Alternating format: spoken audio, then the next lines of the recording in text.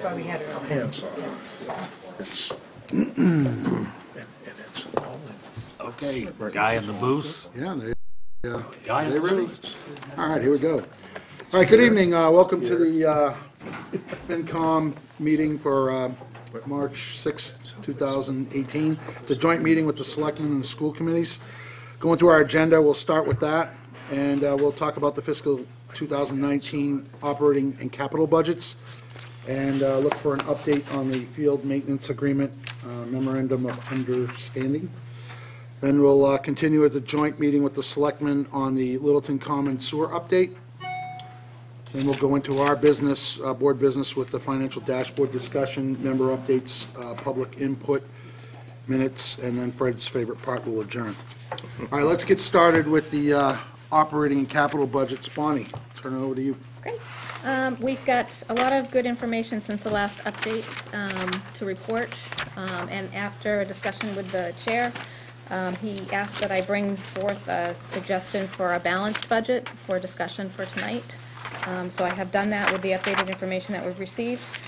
So from the last update that you had, you might remember that we had a deficit of $639,000.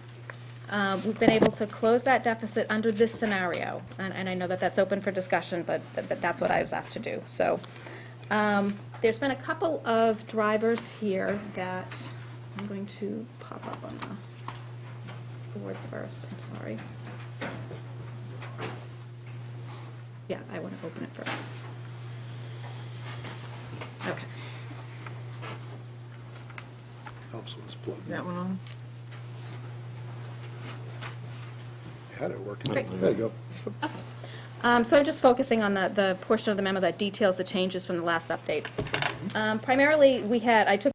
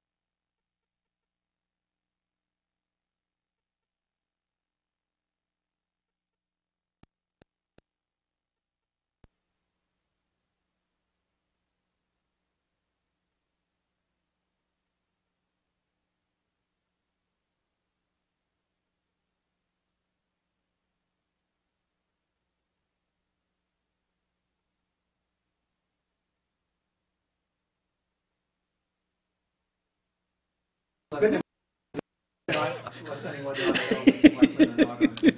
They're not on. No benefits for the selectmen. I do have a quick question on this point. Do you know what percentage of our active employees are taking these benefits today, roughly? I have that information, I don't have it on me, but I can certainly present it at the next meeting and just show you Just how all that curious, shakes more out. than anything else, to know how many folks that are working for us are taking Yeah. advantage of the Yeah, benefits. I don't just, There are certainly some No, you don't employees have- who do not have the, are not on our group health, and, you know, we occasionally, things like no rate increase or a low rate increase happens.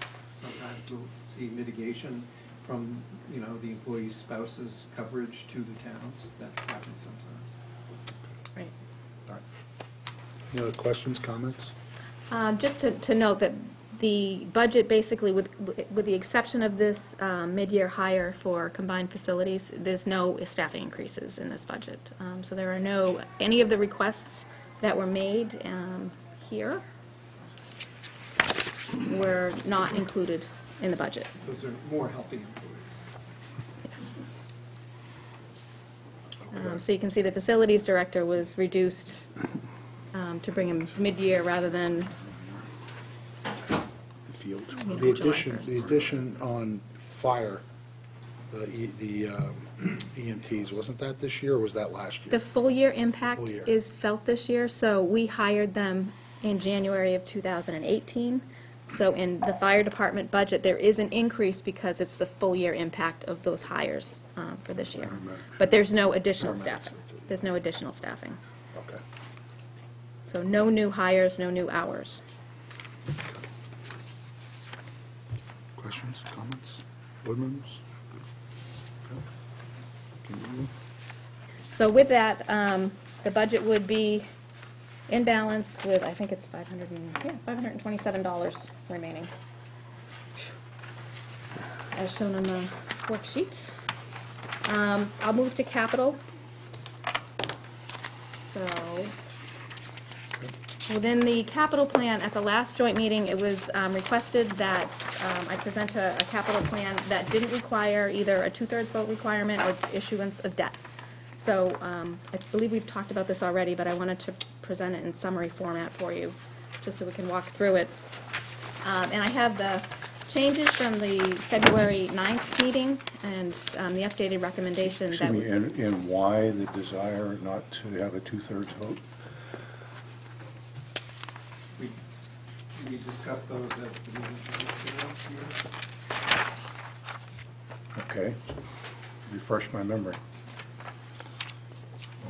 What did we talk about? One selectman wanted to pay cash. Why I think, concern over 2/3? yeah, I think there was some discussion about it coming up over and over and over again during the process. I don't remember each step along the way to have to keep requesting more money for whatever was being presented to us at that time. So I'm trying to remember outside of that, besides having to keep coming to the town for it was almost becoming monotonous to an extent, but outside of that, Well, I'm the not sure. direction we had, the direction staff had from the joint meeting that finance committee was at, the selectmen were at, was there was a punch list of items that staff was to bring back for the capital plan, and it included the sewer being 1.5 million. It included taking out 600,000 for a demolition of the highway structure, and then adding in, and then we added in $300,000 in projects for the $100,000 roof for highway and $200,000 for the town office space needs study design. So those were the marching orders that we had from the boards that were here 2 weeks ago, and that's what we brought back. Well, just for the record, I don't recall that conversation in the meeting 2 weeks ago. I think that conversation happened after the meeting. If I may, Mr. Chair, Mr. Glavy drove this conversation, and he's out of town, but he raised some issues with the article being in the special versus the annual, and the fact that it was as a operational expense versus a capital expense, feeling that the capital expense should be rolled into the annual town meeting and thus not requiring a majority vote but not a 2/3 vote. You don't recall that, Steve? Yeah, I don't think we voted on that. I think it was discussion. I think it was conversational and Yeah, we didn't. So in order to accommodate that, we had to make some changes in the capital plan. Previously, we had used our normal capital funding, which consists of an amount of undesignated fund balance, which is 2.5% of the operating budget. We had other available funds, primarily from Lake Cable, Clean Lakes, to fund specific projects that were related to those accounts. And from the levy, this is from accumulated retired debt service that we don't allow to go back to the operating budget. So we had a plan that had 2.4, just almost 2.5 million in cash funding. And then we were going to issue debt at the bottom here for the sewer to total, a total amount of expenditures of 3.8 million. And then we would have approximately 155,000 left over in cash because we weren't spending it all. So what we did is, with those marching orders, we went back and looked at what we could do. We went through our use of undesignated fund balance, followed the financial policies to see what we could draw down, and I'll go through that after, but we were able to draw down an additional $696,000 from free cash after we make some reserve augmentations, which we will fund in the town meeting. We had a $70,000 balance remaining from an overlay surplus release, which is amounts that's not granted in abatements on taxes. So it's an amount that was remaining that can be appropriated. I did ask the assessors to look at their overlay accounts and see if they could release any additional funding. I typically do this in August, but I asked them if they could specifically take a look at it now and be comfortable releasing $278,000. They did approve that on February 28th. So that has been approved for release. So the total funding sources now that are not requiring 2/3 votes, it's basically a cash appropriations total 3.5 million. The only changes in the capital plan, you can see they're the same numbers for police, fire, highway, schools, cemetery, library, recreation, and PMBC facility. The PMBC demolition of the old highway garage was removed at $600,000. The sewer design was inserted and remained as cash. There's no borrowing authorization for that down here. We did add $100,000 for the highway roof, as Keith mentioned, and $200,000 for the facilities needs plan. So the total uses total 3.5 million. So we're using. I have a question about that 100,000 for the highway roof. We had 77,000 originally in as an ask. So is this an extra 100,000 or is it an extra 33,000? Is the 73 in the 293,000? Right. So this would be in addition, In addition.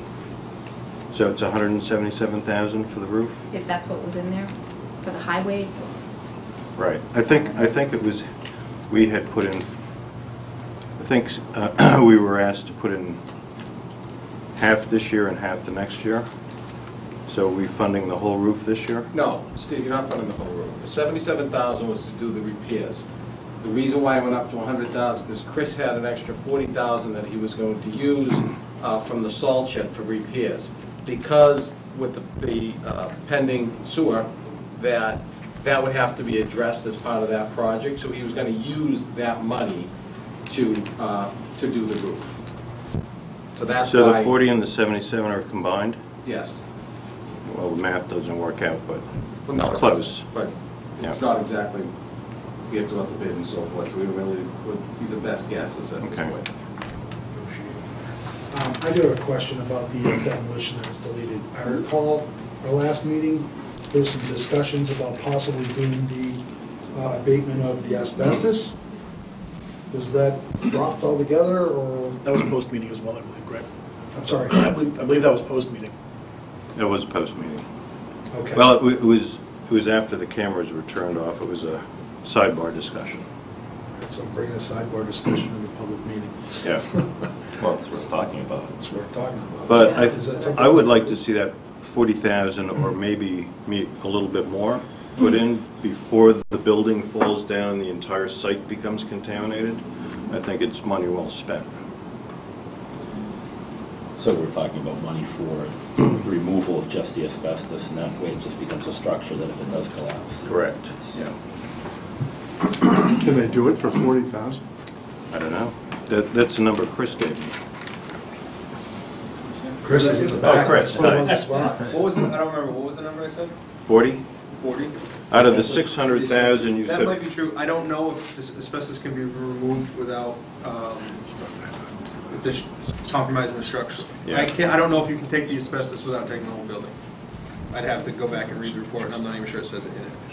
Yeah, I hadn't We can look into it. I hadn't seen the photos of the building condition until about 2 weeks ago.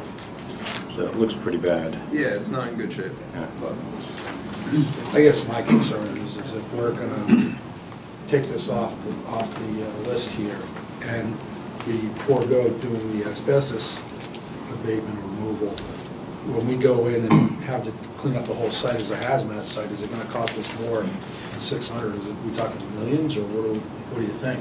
Do you have a best guess for that?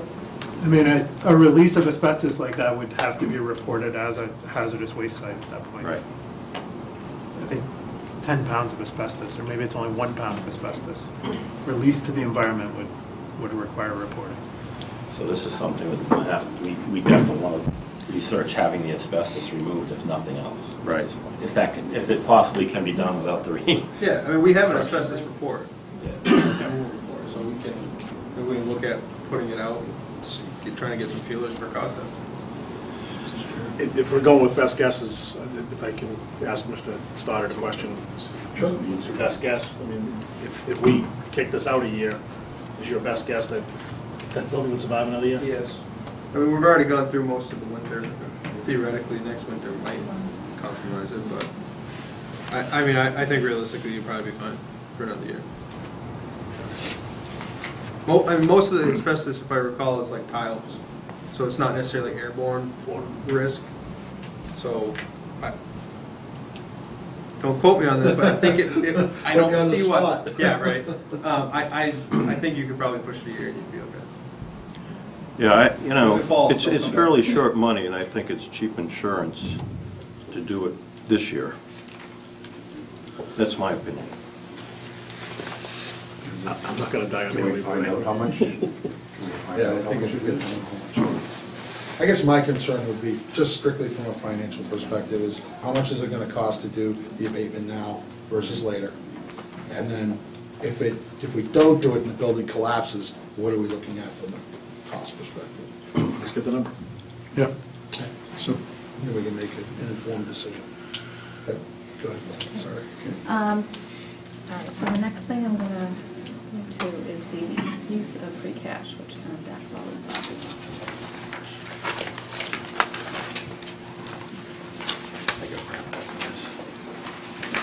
Such a great term, free cash. So they're free on cash. Not cash.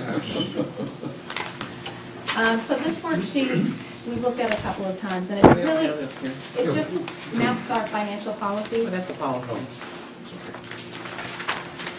So it does have what our estimated free cash certification will be. I am working with DOR now, I've been on the phone with them. I tried and it wouldn't. Greg, just turn around and, nice job. Yeah, it doesn't zoom, it's a Mac, so it doesn't zoom very well. See it okay? You want me to shrink it? I have one right here, so that's my bad. Okay, so this is the estimated free cash certification amount, 8.179 million. This is a few years accumulation of free cash. We haven't really gone beyond spending for capital, so we've been able to roll the balance and build the balance up a little bit the past few years. So under the policy, we have a 5% minimum of the operating budget that we have to leave in free cash unappropriated just to cover mid-year cuts, revenue collections that might be down, or any other kind of catastrophic issue. so that we don't have to go back to town meeting and cut budgets, at least in that fiscal year. We would have to deal with it in the following. I had an estimate in here for the minimum amount that we would need to transfer into our stabilization account. As part of our financial policies, we need to keep 5% of the operating budget just in stabilization alone. I had put 50,000 in there. We also are, under the policy, using 2.5% of the operating budget for the capital plan. That's the 1.162 you saw referenced in the previous sheet. And then we have the adjusted free cash figure that you see, 4.6 million. Typically, we stop here, and we don't spend any more, and we let the balance roll, whatever might be remaining. Since we have a desire to do additional capital spending, we rolled through the formulas that we needed to maintain in reserves and augment other appropriations. So the policy states that first, we have to do 20% of the excess balance to OPEB, which totals $696,000. So we've accounted for that. Then we need to augment other reserves, which includes all stabilization accounts. So it could be regular stabilization, capital stabilization, or debt exclusion stabilization. But those are the only accounts that you can roll it through. So that 60% is just over $2 million. And then you have an adjusted free cash figure of 4.1. If we're going to go past that line, we need to keep a higher balance in our reserves, not just the 5% of the free cash, but we have to go to 7.5%. So we need to keep a balance of 3.4 million, almost 3.5. But that does, even at that level, kick out another 696,000 that I have included in that capital worksheet that we just went through. So that's where this figure comes from. So before getting to making that appropriation, we have to augment these reserves to go forward. So what I did, I know it's a little difficult because some of these are. And that will keep us in line with our financial policies and will not affect our, or should not affect our bond rate, correct? Yes, yes, it will keep us. Right, the key is to put it in to the funds. As long as- Even if you take it out Right. later. So just to make it a little easier, I put this into actuals because those are all estimates, they follow policy. So now we look at the warrant and what are we doing? How are we actually doing this? So here's the estimated free cash figure. I need to keep this 7.5% because I know we're going to spend beyond our normal usage. Right now, based on the budget that I have in play, 42,000 is the minimum that I need to put into stabilization to meet the 5% target. We're appropriating $1,162,000 to regular capital, our normal capital programming. We are going to go past that, so we're going to put $696,000 into OPEB to augment that. We're going to make an additional $2.089 million appropriation into reserves. And the recommendations are here. We're going to put in and out of stabilization $316,000 for CPC blended funds. So we talked about this at a few meetings. We don't have enough money to meet the full 2% match. And we could get, somewhere near 20% on meeting that. So I can't get 20% in any kind of investment. So it is, worth it to do this. And this was the specific request and recommendation of the Community Preservation Committee itself to fully fund. I think Fred made the motion. So there will be an article to put money into stabilization and then a subsequent article to take it out for CPC, just to follow the policy. We have $350,000 that we're going to do the same thing for to create a 111F Injured on Duty Mitigation Fund. It's for public safety officers, police and fire.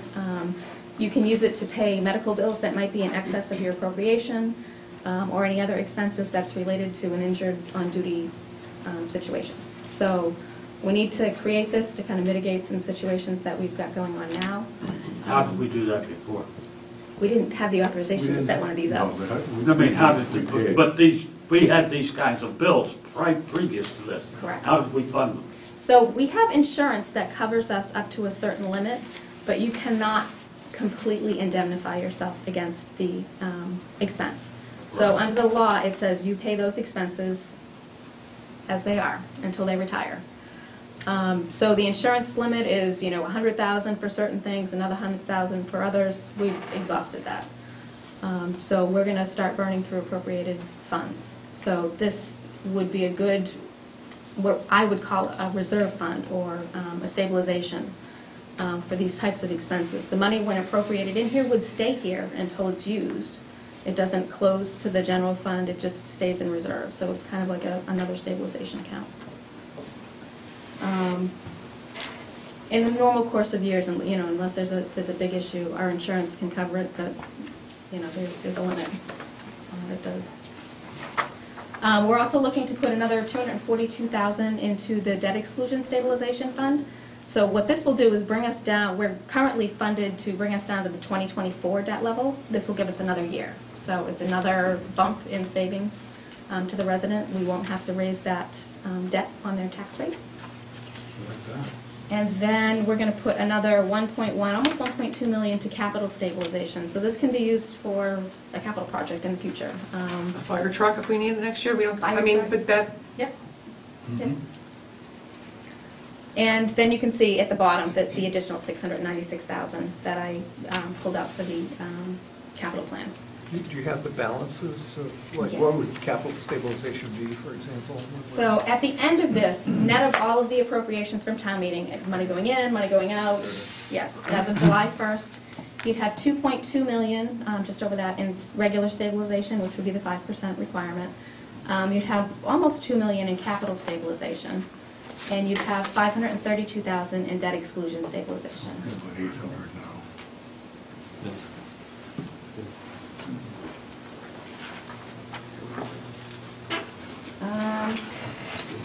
And that is what I had. Any questions, comments, thoughts? Board members? any more rabbits in your hat, Bonnie? I'm done. My health insurance was like a... That's huge. We have some comments on going back to the operating budget. I didn't know, I wanted to let Bonnie get through the whole memo. The increase that's currently in what she provided of $712,000 to our appropriation doesn't cover our level service requirements. 873. Sorry, 873. That was last year, 712. Yeah, sorry, 873. So that's 100,000 more than you were thinking, so you could use some money back.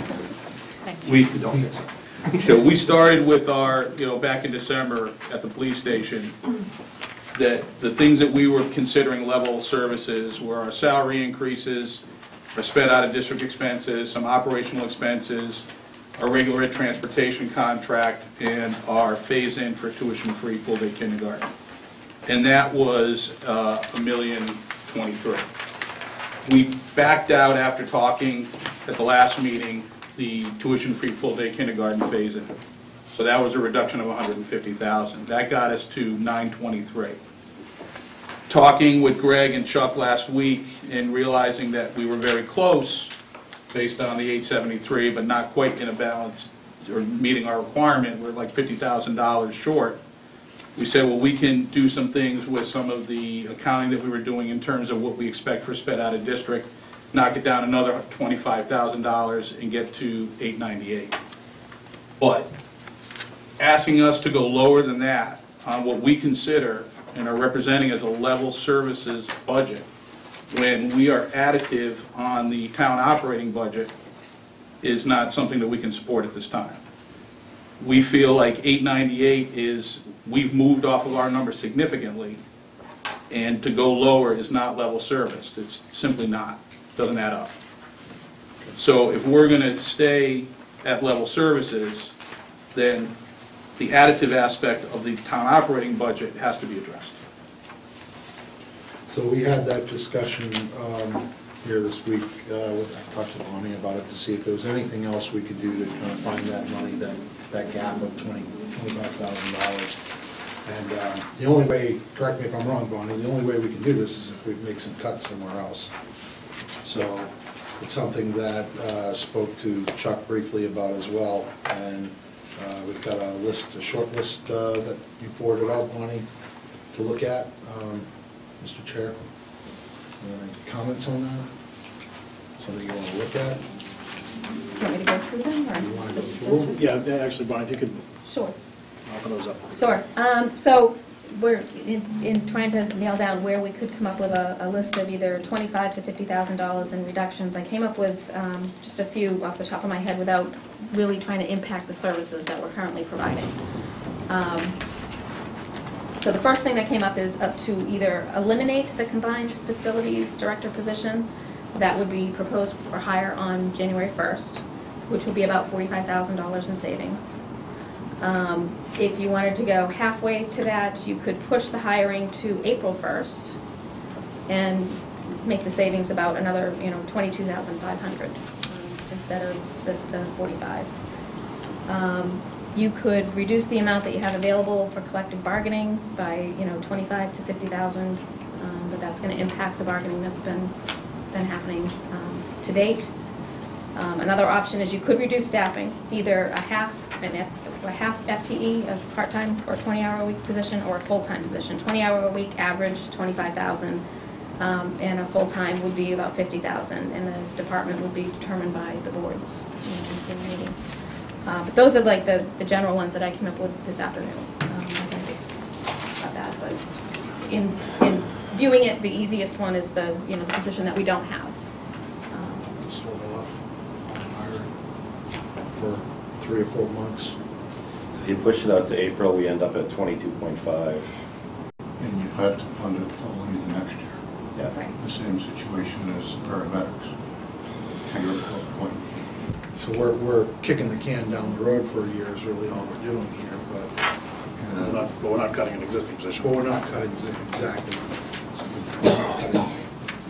So maybe it would be better to look at just not hiring that facilities director until we can look at budget for next year, in fiscal '20. Then you'd have the 45,000 saving, give you the 25 that you need, for 20 left over, but, and that way, you can look at the budgets next year to see if it makes sense. Well, I think the determination was made that we need the position, but I think we've agreed on that already, so, I'm more prone to say, delay it, but still do it this year. So in April. Right, you do the April, me personally, I like that idea. We've already determined we need the position, so. Yeah, there are unintended consequences of not bringing them on board with deferred maintenance. Right. Right. No, I get that, I totally get that. Yeah. Yeah, we want to work here as a team and try to figure out how to make this work. The So if we- downside, if I may, the downside of deferring that until April is that person is now not involved in evaluating the facilities and the budget forecasting for the coming year. Part of the reason we want this person is because we need their expertise to figure out what it is we need to spend money on. And if we push it to April, now we don't get that expertise for another year. That 3 months, I think, is an important 3 months. Considering, depending on the quality of the candidate that comes in and how quickly they get up to speed. Sure, right, that's presuming that we That bring might in take a somebody few who can months to go. kind of evaluate the situation here. I do have a question, as I was looking over, your budget, so help me out with the busing a little bit. So 120,000, I think was the request, is that correct? Yeah. For the busing. This is the new contract Correct. that goes in play this year? For regular ed transportation, which we effectively look at as our standard daily runs for getting kids to school in the morning and back home in the afternoon. Wait, so the 120, what did we do previous years, the last couple of years? In other words, I didn't see that number, I didn't see. Because what happens is we negotiate a 5-year contract, and then the price is effectively fixed over the life of the contract. So it's a significant bump, but it only happens every 5 years. And then so we won't have to worry about an increase barring Middle East oil crisis circa 1970s, because there are some kickers in the contract, but we've never had to use, they've never been put on, posted on us past. So it's pretty safe to assume that we are level funded there for the next 5 years. That number won't change year to year until the contract runs out. So the 120 number won't change? Correct. Well, the total number of the contract is going to go up 120,000. Correct. I don't know exactly off the top of my head what the annual cost is, but it'll be, let's say it's $2.5 million, or whatever. It's going to be $2.5 million for 5 years. then we're gonna negotiate another contract, let's say it goes up another 120,000. It's gonna be 2.62 for another 5 years, assuming that that's how the market continues to go with busing. Okay. Now, how do busing fees play into this number? Well, we have our, our fee that we charge. We have not contemplated raising it. We have concerns of, that's just, putting another fee/tax onto, a different part of the citizen population.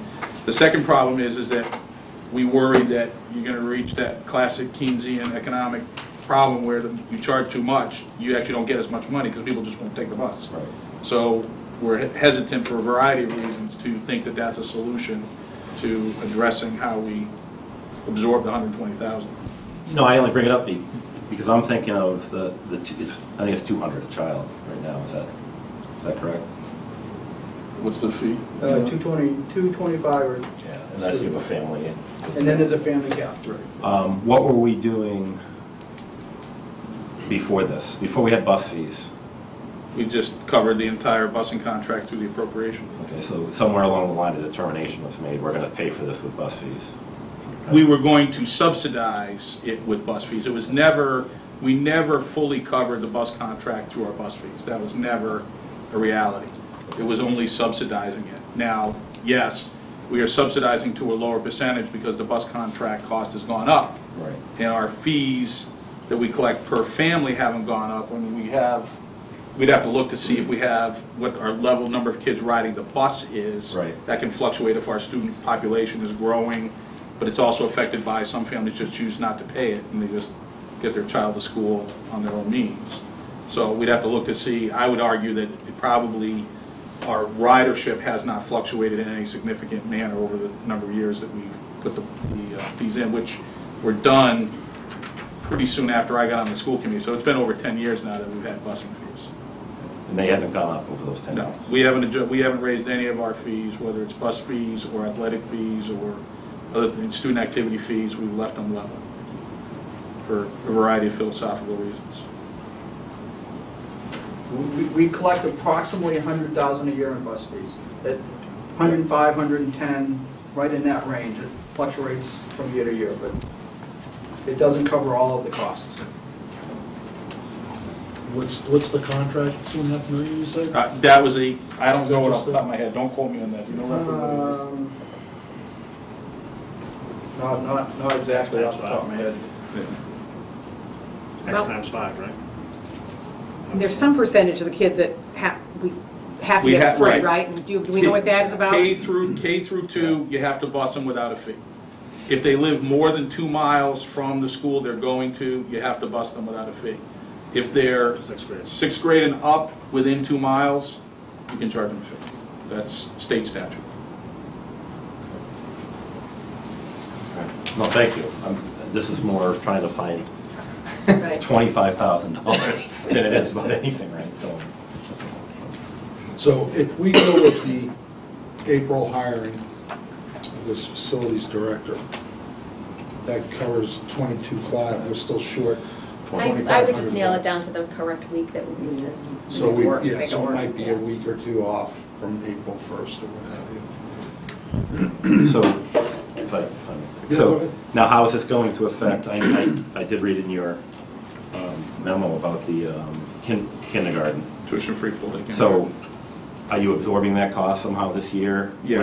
Are we extending how long now this program is going to take? So we need to have a discussion. Three-year plan, correct? We need to have a discussion with the committee, but the budget subcommittee discussion that we've had, our point of view is that we can fund that for another year through school choice. And still, and you saw the numbers that we have in there, and still have a very healthy amount to absorb any unforeseen expenses, which is typically what we want to do with school choice, not subsidize operations, make sure it's available for unexpected expenses, but we think we can do both for another year. We are committed to phasing that in and getting to tuition-free full-day kindergarten. When was that? We started last year. Right. This is the second year of a 5-year phase. Okay, so it's 5. Yeah. Okay. Yeah. So if I understand you correctly, Mike, this year you're increasing the funding for tuition-free full-day kindergarten, but you're using school choice funding? to do Correct. it? We are reducing the amount of tuition that we charge to subsidize the cost of full-day kindergarten and bolstering that with, it won't be bolstered by an increase in So appropriation. you're keeping to the schedule that you Correct. committed Our to goal a year now, ago? again, that was the budget subcommittee's strategy that needs to get debated and voted on as part of our budget process, which we're only 2 weeks away from having our public meeting. Yeah. So, You know what, Mike, I'd like to see the effects of a 6-year plan on it. I mean, I know this is. we can model it, it's easy enough to model it. With what we're talking about, such a small amount of money, if there's another way, where we're literally postponing a position that we determined necessary for the town. But the problem with that is it's a 6-year phase-in, we're in year 2, and we haven't got $1 from the appropriation to support it. I mean, that's the reality of the situation. Right, but I know this committee, I mean, granted, we can have a debate completely about the kindergarten side of this and free kindergarten or tuition-based, but this committee never voted on that plan that your committee came up with, or your subcommittee. So it's we're kind of doing it backwards now. Now we're trying to figure out if it had to come to us, maybe we would have had a different plan, different funding mechanism. I don't know, we might have had some more dialogue. We were clear and transparent, and we had significant community input supporting this. More community input than I've ever seen. It's not about on the topic. I get that. But my point being that we wanted it to be in the appropriated budget last year. It wasn't able to be supported. We agreed to that, and we pulled it out. We brought it to you in December this year as showing you what we feel like we need to do, what the community is asking for. When we realized that it couldn't be supported, we pulled it back yet again. And when I'm hearing you say, well, let's go to 6 years, now you're telling me we'll have put it in the appropriation when we think we can do it, and we don't think we can do it right now. And that's not what the community is telling us they want to hear. They want to see us adhere to the commitment we made, and that they were literally banging on our table for tuition-free full-day kindergarten, phased in over 5 years. They wanted it faster. We made a political decision to make a compromise. Mike, I fully understand the need for it, and I thought it's long overdue. We're still dealing with a very small segment of the population that this benefits, correct? I mean, in terms of the number of kids, but remember what happens is if you get them in to full-day kindergarten, the benefits ride out through the 12 years that they're in our district. Every child that is in this town. Oh, go ahead. I didn't hear. I'm just saying, it's every child that is in this town. It's not just the 125 kids in the kindergarten class. It's every single child from now on that comes into Littleton. Right, no, that's why I Right. agree with the benefit of having it. I know we had a discussion, I'm going back a year on how this was going to come forward, and we knew it was coming, but there was never a discussion with the finance committee on how it was going to be financed. Let's put it that way. So now we're stuck with, we would have probably tried to finance way up front, that's all. Every year, the question is priorities, right? Our priorities when we do our budget, your priorities when you do your budget, all of our priorities when we put the two pieces together and see how it fits with the revenue streams, it's priorities. Yeah. And this one for us is significant because of the community input that we got. I mean, we've been talking about it for many years, and we held off for a long time because we didn't think it was financially viable. And then the pressure just became significant, and the trend overall in other districts is we are an outlier now. We weren't an outlier 10 years ago. We're an outlier now. It's time to get caught up with the way everybody else is doing this. Having said that, it would be a lot easier if the state would recognize this as well, and that's not going to happen. It's not going to happen. Okay. And you still have the situation that it's not required, so it's really still half-day Correct. kindergarten and half-day not, right? Right. Although the vast majority of the families opt into full-day kindergarten. Right. They do. But you can't do the but we curriculum can't make it. We can't make a unilateral decision to just pull the rug out. And if we tried, we would get another. I know. A lot of people showing up at our meetings saying, this is not exactly what I want for my child. Because when we first introduced full-day kindergarten, there was a significant concern that that's what we weren't, but there was concern that it was, and we had to assuage those concerns, and so you'd see it again.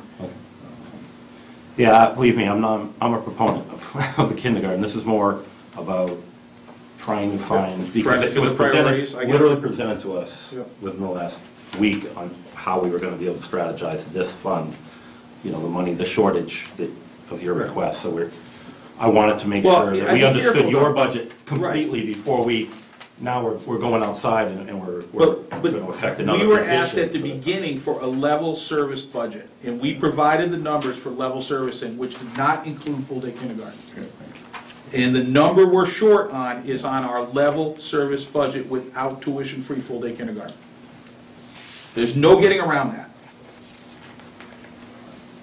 Yeah, I don't know. I mean, we've had this discussion, Mike, on how the budget numbers line up and what, maybe there needs to be more discussion. I mentioned at last meeting on what level staffing, what level funding is, because I know when we look at, at different numbers, the numbers move. And I think, it's not just your department. I think we're based on, all the department heads, more so on how the town's revenue stream looks.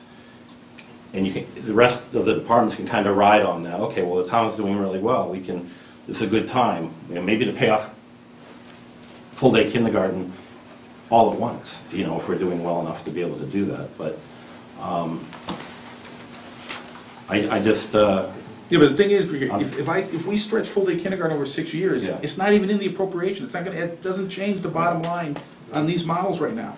It's going to be something that we might have to consider as we get to next year's budget cycle and we realize maybe we still can't support an increase in the appropriation for that particular priority.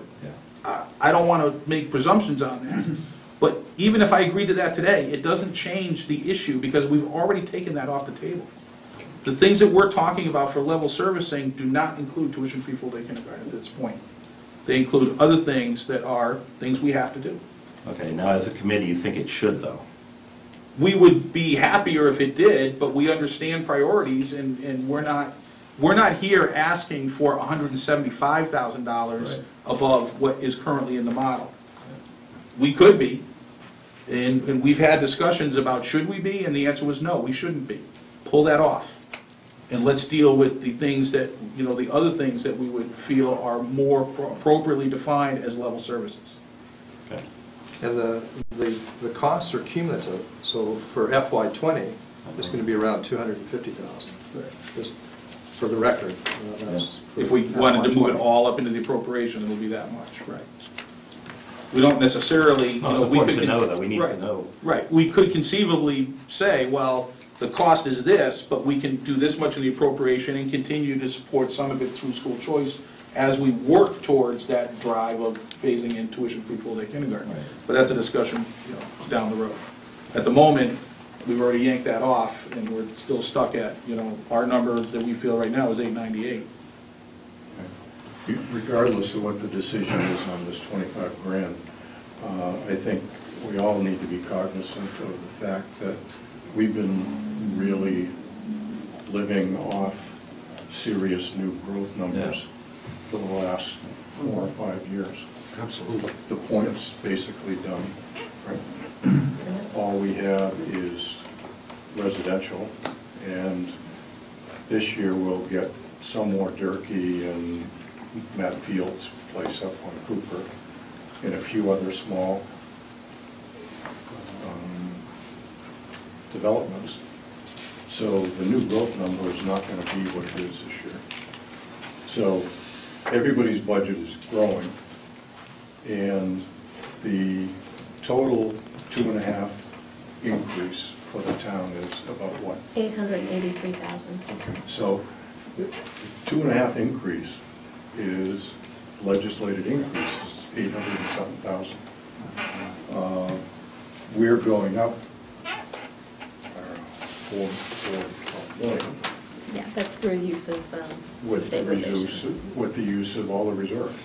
So we're getting to the point where the next couple of years, we are likely to be having some really serious discussions. And not just schools, but as a whole, it's going to get tough. So I think you just realize that there's a list of,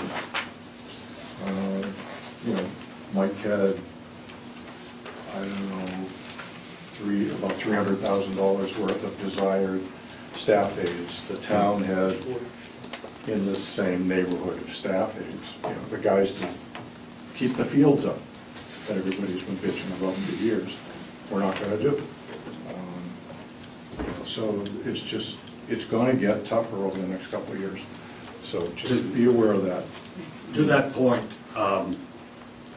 we had Back to the Future.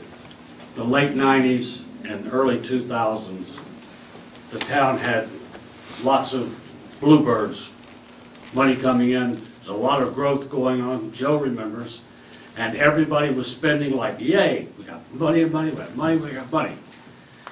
And then when that tailed off, like it's going to happen soon, now the point is done, you're stuck with all those things you put into your budget that now used to be we'd like to have, but now we can't do without.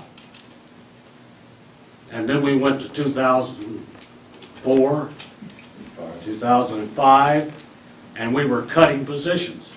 We were asking the fire department to lay people off. The police department was laying off 3 patrolmen. The school department was laying off 8, 9, 10 teachers every year. We were literally meeting every night, this committee, with people, with townspeople, and we were sitting down cutting $1,000 out of COA's budget and $25 out of somebody else's budget just to balance a budget. And for capital, we spend $2 or $3 million every year now in capital equipment. None. Zero. We had to raise taxes every year just to buy a dump truck for the highway department. Those are the kinds of things that happen when you take all the money coming in, you keep spending it, and you draw your reserves down. Like everything's been rosy for a few years because we've had this big amount of money in the undesignated fund balance, the free cash. Now we're going to draw that down to the minimum required. Just be aware of that, guys. You don't want to go through that exercise again, believe me.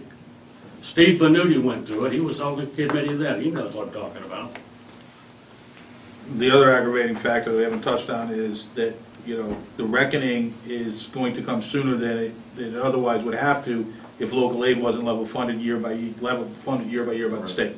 I mean, that's unheard of too. Back in the 90s, that wasn't the case. Right. And it's been stuck. And if it continues to be stuck, we will have a reckoning, and every other community, if they haven't already had it, and some of them have. Leominster laid off 90 staff in their school department last year. That's a problem. That level funding is going to be a huge problem. Yep. We've been able to work our way through it, and we've been very fortunate in that growth. regard.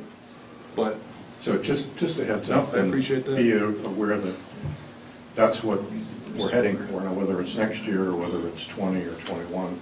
But unless something really breaks in town, it's going to be there. Yeah, and I think the stress you're hearing in my voice is more designed on discussions that we've had. Looking at, every meeting we go to with the state, it's telling us more resources are drying up, more state grants and things are drying up.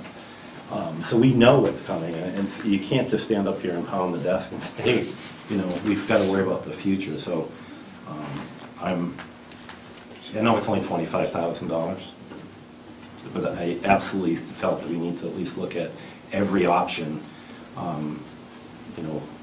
And I know you have to do it on a short timeline. And I think if that's what the committee decides is the best thing, is to delay or hold off a year on this position. Nobody's going to argue for that position, the absolute need immediately. In Trace, I think you gave a good pitch on why it's needed. I truly think it's short money to bring that position on board, because what we're really looking for out of that position is more savings than cost. And I'm concerned with the idea that if we push it to the last quarter of the next fiscal year, realistically, if we get a good candidate, great, we can bring them in, but if we don't, then we go back to the drawing board, this gets delayed further, and it becomes something that's never realized, and as a consequence, we never realize the savings inherent in the position, although we incur the cost too. I don't deny that, but I think there's more benefit than cost. But where are the selectmen on supporting Mike's request? I mean, it's gonna have to come out of the school and the town budget. It's gonna have to come out of the town side budget. Right, the revenue's Just- not there. yeah, The revenue is, I think we tapped that out. That's it. Can you reduce another something out of the capital budget? No, you can't use capital on operating. Well, Those are one-time revenue. Yeah. but the money's not there yet. We're just assuming we're putting it there. For capital? No. Yes. I mean, we're assuming that the town meeting votes happen, but even if they didn't, that money is not allowed to flow into the operating Because it's budget. out. That's it. So I think that's the question is, with this list, this short list that Bonnie's come up with, you want to digest it? What do you want to do? Unless somebody else has, do we have any other ideas? I mean, Ideas. if it's 50,000 in the kindergarten, I mean, we should be talking about a bigger number. I don't, you see what I mean? I mean, after reading your email, I think there's more to this than just the 25,000, that's all. Well, and I think it's going to increase to both Fred and Alan's points. They alluded to the fact that, Fred, you mentioned that there's positions that we're looking at that are staff increases that we've got right here in front of us. We're looking at $487,000 total staff add with another $214,000. We're talking $700,000 in ads with employees in Fringe. Next year, that's going to be part of the level service if all those staff are seated and hired. So, you know, our multiplier is going to just. Pardon? None of them are being hired. Those are just requested. Requests. They're not gonna go away, that's all. He's Right. trying to say, yeah, the next year, we're gonna have those same requests. Right. But they're in front of us. And there's going to be, right now, we've got the facilities position that's smack dab in front of us. We will, I'm not going to speak for the board. We can have some deliberation amongst ourselves. It's an open meeting. But I think that, to Chase's point, Gary, you brought it up, that this is a critical position. This is a very important position, not just for the town side, but for the school side. I mean, there's going to be benefits across all of our facilities. To have that be the one item that we lop off in order to satisfy this delta, there's an impact that's going to be felt. If we do get to the point where we decide that we're willing to live with that impact, I would hope that next year when we come back here, these positions that we see in the mission budget as staff increases are not part of our level services budget. And I'd ask from a commitment from all of us, schools, town, FinCom, that we hold true to that. So I don't know if any other members have any input or thoughts relative to the sacrificial lamb being the facilities personnel. Probably has to be. The only thing I would say, not to kick the can down, but this just came up this afternoon, and you've only had a few hours to look at this. I mean, should we go back and do some more real negotiation here and some more look and before? That's the other question. I mean, how critical are we with this, getting this wrapped up? What's our timeline to get this done? Well, we want, our goal has always been to have the voter booklet that goes out prior to town meeting to contain one set of numbers rather than two or three. The extra sheet. That it's always been worth the time to walk in with an agreement between the finance committee and the board of selectmen and the school committee on a set of numbers. It'll go to the press first week in April. But our public budget hearing is March 20th. No, I suppose we could vote again.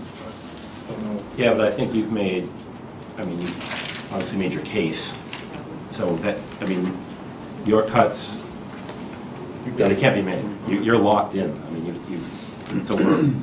We have to look for this money somewhere else. So, and if, or not, or right. Or at the end of the right, day, we can tell right. But what town meeting votes for schools, and the operating budget is what they have to work with. If the selectmen can come up with the 25,000 and are comfortable moving it from the town operating to the school operating, fine. I wouldn't even phrase it like that. It's not moving, because we're not asking, well, it would be moving it, right. It is. To Gary's point, his point was, we're ready to vote the 898 number, and we can go ahead and pull the trigger on that, and then it puts the onus, as we're, I think, reaching consensus tonight, on the town operating budget to make it work on their side, however they think they can best do it. Right, but that's, at this point, the balanced budget that we have, I mean, that's what has to happen. I mean, it's got to come from here to go there. We got $500 that we can give you tonight. Bonnie's, But 27. For 24.5, or whatever the number is. But that's coming down. It's very straightforward. I mean, is it possible, just like the school took a look at their level staffing request, to take a look at the level staffing requests elsewhere to make sure that there isn't 25 that we can find? I doubt that's the case. I But do that regularly as staff changes over. I adjust the operating budget for wages just to take into consideration that somebody was brought in at a lower rate, so I adjust that budget. So you'll see budgets in here that have their level staffing, they're actually level funded because they've had staffing changes. So I do that anytime I have a turnover. So. But that's the right question to ask, Chips, is, No, it's a good one.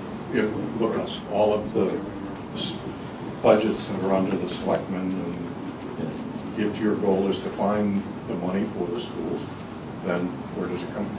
Well, to that point, do we have any scheduled retirements where we would be replacing staff? Any retirements that we knew of, like police Is that already chief, calculated? we've already put that into the operating budget for next year. So the ones that we know of, we planned for. It's hard to what you don't Yeah. know, but I am very comfortable saying that the level staffing budget on the town side, there are no additional hours, there's no additional staff.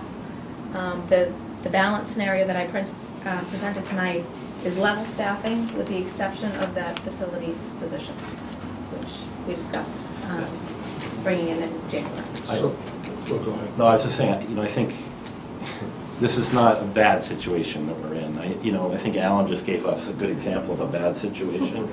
We're talking about $25,000, not $1.5 million, right? So we can make this work. I think it's just, like I said, the options about this came on us today. So that's why I'm a little sparked up about it, because I'm really the last minute, right before we're in our meeting, we're trying to figure out what do we do. We had a budget, and now we've got to tweak it. So I think, to me, it looks like that position, because it doesn't exist. It's not really, we don't know what we don't know. The position isn't here. It hasn't started yet. So we all know what we want the benefit to look like when this position starts, and we think it's going to be a great thing and it's going to save us money. But if we can delay it, that would be my vote. How solid are the tech numbers? The text numbers are. They yeah, came in with good Yeah. numbers, okay.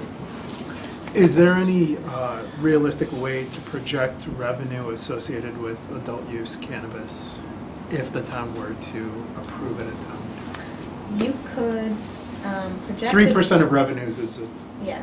You meaningful couldn't amount. appropriate it until after it was approved, Okay. so. That's next year. Smoke in Yeah. yours? Do you know where? I'm kindergarten. During our joint meeting? See what I mean? We're doing exactly that. I just wanted, since no one else has mentioned it yet, and I don't know, some of you know, but maybe that all of you know, like the town and the schools, I think, are working pretty well, pretty closely together. And I just wanted to offer as an example that this year's Green Communities application for $250,000 is exclusively for school building projects, exclusively, all of it.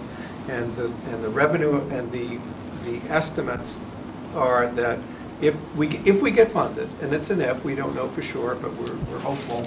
It's a very competitive application. that the annual savings to the school department, annual savings, if those, once those are implemented, $70,000 a year. So we're all, and we're not counting on it, but but we are working together, and it was a winning, I think it was a very, they put together a great package, which we were happy to put forward as the town's package, but it's just an example of how we're trying to work together. That's good stuff. When do we find out on that? For the fall, possibly before town meeting, in the fall, possibly not. It's an election year, no, we will know before November. Just to add to what Keith has said, we've had a number of conversations about the facility director, but what seemed, I don't think you have a job description yet. No. What we're really lacking is project management. So I'm going to throw that out because it's harder and harder to manage the projects that we have for the school department and the town. Alan alluded to how much we're spending on capital. Well, it's one thing to appropriate it, and then it's another thing to execute on that appropriation. That's a lot of projects, it's a lot of money, it's a lot of oversight, more than maybe we've had in quite a while, and it is getting to be arduous on our side. I'm sure it's no different on the town side to try to make sure that that all gets spent well, effectively, And that would be this and position, timely. right? Yeah. But you're saying Well, that I'm not perhaps sure. it's not, the description might be more of a project manager type position. The facilities directors that I've had in previous districts did not manage projects. We had people that managed projects, so it just depends on what you feel the role of this facilities director Look is. for that background perhaps. Right. I mean, there's so many, as you can well imagine, there's so many components to this. The other comment I would make is regardless of what the decision is about the timing of the hiring, whether it's January, April, next year, it would still be good to have the discussion about job description, responsibilities, roles, how it fits between, our buildings versus non-school buildings. I mean, there's no reason to not move Should all that be process together. forward, and we're ready, that's fine. If I may, Bonnie mentioned 3 options, and one seems innocuous, probably because I don't know enough about it, and that was to reduce the amount available for collective bargaining. Could you get an explanation of what that means? Costing more money. Can I just throw out there, if it were me, because we're done with our negotiating for the time being, I would argue that you should have that discussion in executive session, because it will conceivably, the discussion you have and how far it ranges may impact your strategies. We have an executive session item on collective bargaining scheduled for Monday night, and we could have a discussion there. I just want to send a signal that would probably be the last thing that I would want to do is to not go in with what we were planning to do in collective bargaining.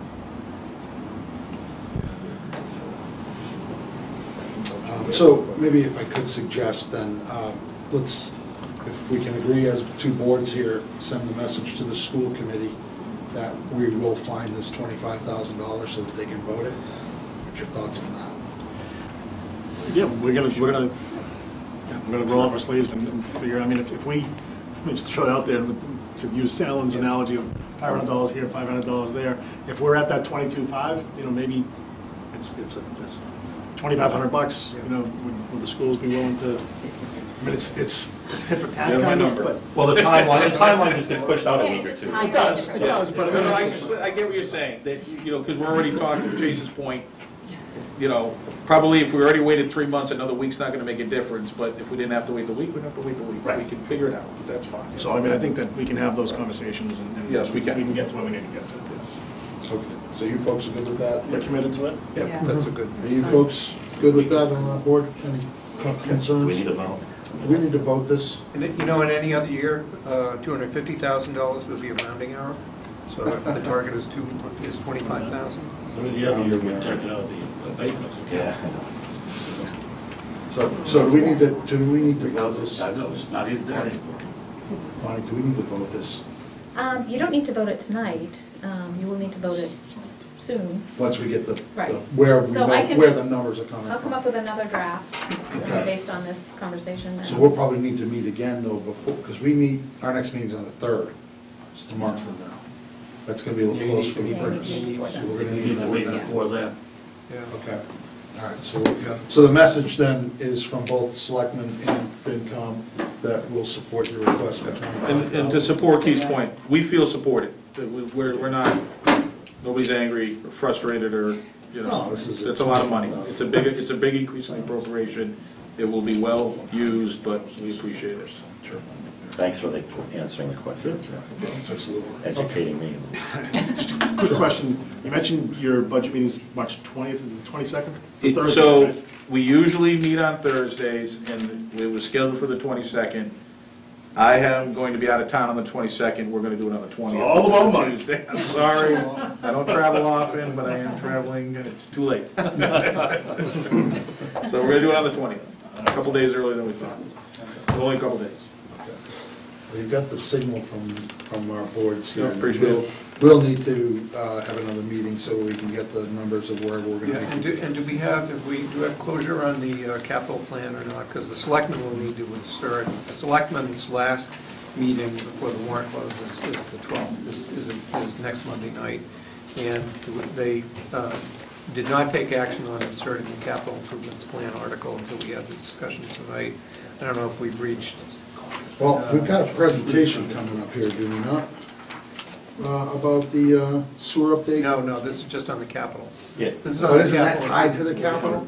No. $1,500,000. $1,500,000 there. Well- But we still have the discussion of the asbestos, right? And we're gonna look into that and see what it would really cost now versus later and so on before we finalize the capital? That's what I heard anyway. It would be nice if that could come up.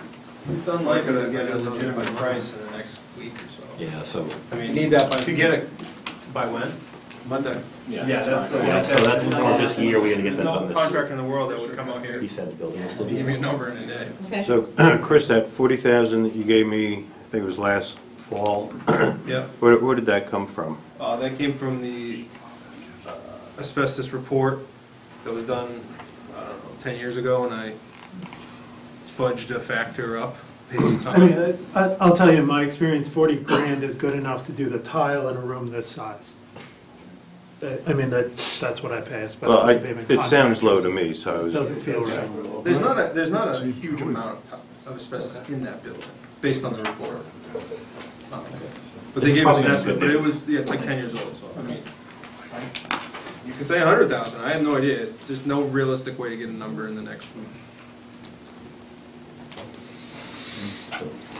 That's gonna have to come off the table Okay, then. so we'll do something on Monday. Yeah. We'll do what we have to do on Monday. And run with it, okay? But we're close. Okay. So do we want to vote capital at this point, or we want to wait till our next meeting to vote capital? Well, that was the only thing that was kind of in the way. I think capital looked good. Not great, but looked good, right? We're not good right now, which is. Well, you know, from my aspect, as a member of PMBC, I'm not really clear as to what constitutes the PMBC list at this point. I put it together initially, and now I don't know what it looks like. The only thing that changed was the 600,000 was removed, nothing else has changed. Well, the 40,000 for the salt shed got rolled into the roof, so then there's another 23 grand in there somewhere. Whatever you gave me was, I have not modified it at all. Okay.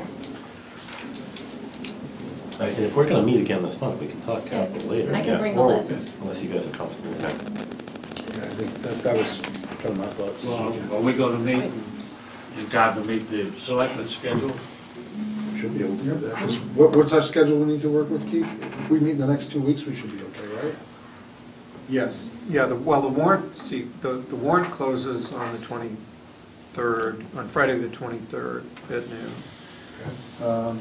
And so, one issue is what's the form of the articles that go in the warrant. The second issue is what's your recommendation on them. And we would, typically, we'd like to have, for the capital, omnibus capital article, we like to know that we're in sync on everything that's in that article, so. the selectmen will need to vote next Monday night on the projects that get put into that omnibus capital article. So then why don't we do this, when we wait for what you folks vote on, we'll meet within the next 2 weeks and take our vote at that point.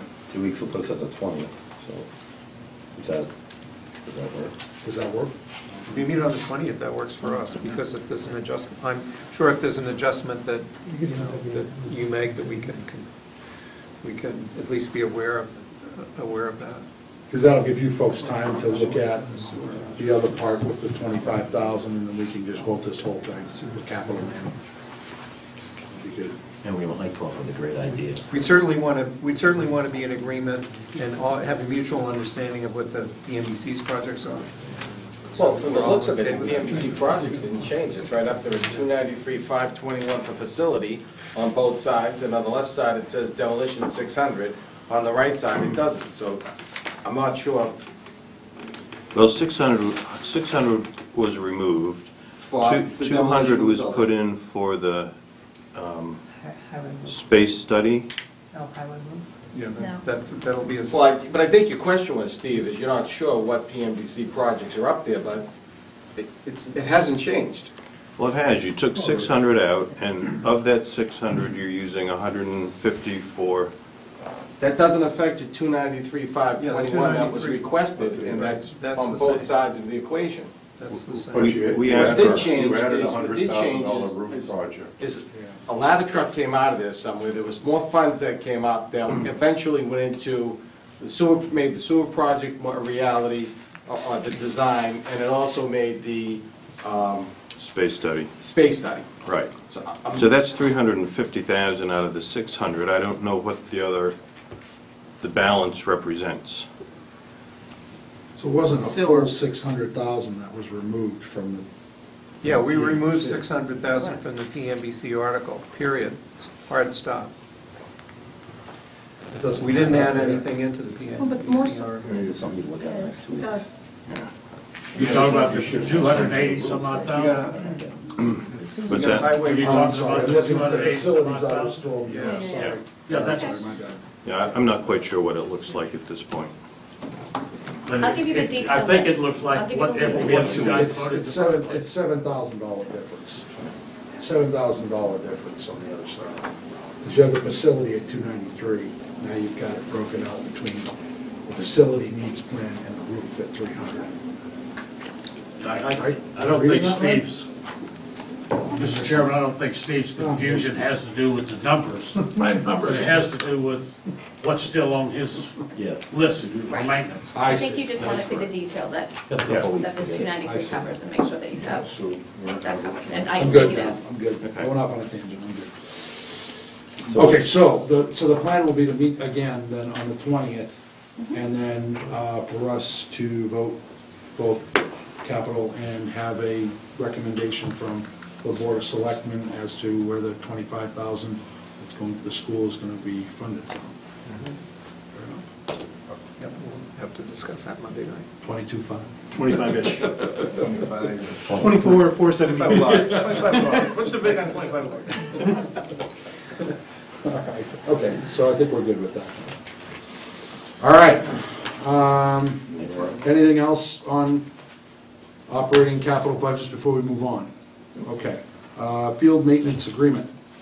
It's curiosity, I didn't see him here, so here he goes under the bus. Gary has not responded to Chuck and I, who are ready to meet, so we just gotta keep banging on him we gotta get him in the room, we're close.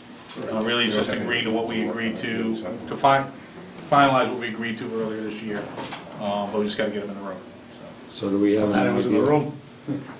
any idea? when- We're still trying to get it done prior to town meeting and be ready to go for the spring season, which is gonna happen sooner than town meeting, so it's on our list of things we're trying to get done, but logistics of getting people together. Okay. That was a quick discussion. That's a quick Could discussion. you take the point, just a positive, I mean, with the night the lights were on over there, people obviously using the field, and Yeah. if it were grass, right, it'd be mud and so on, Yeah. and wouldn't be out there playing, so. They wouldn't be on the field. See? The conservative. Positive. All this snow Maybe that's on Thursday. coming is on Mike Lynn's lap, because he told me, like last week, that the forecast looked great, and we're gonna hit day one of spring sports with full gear ahead.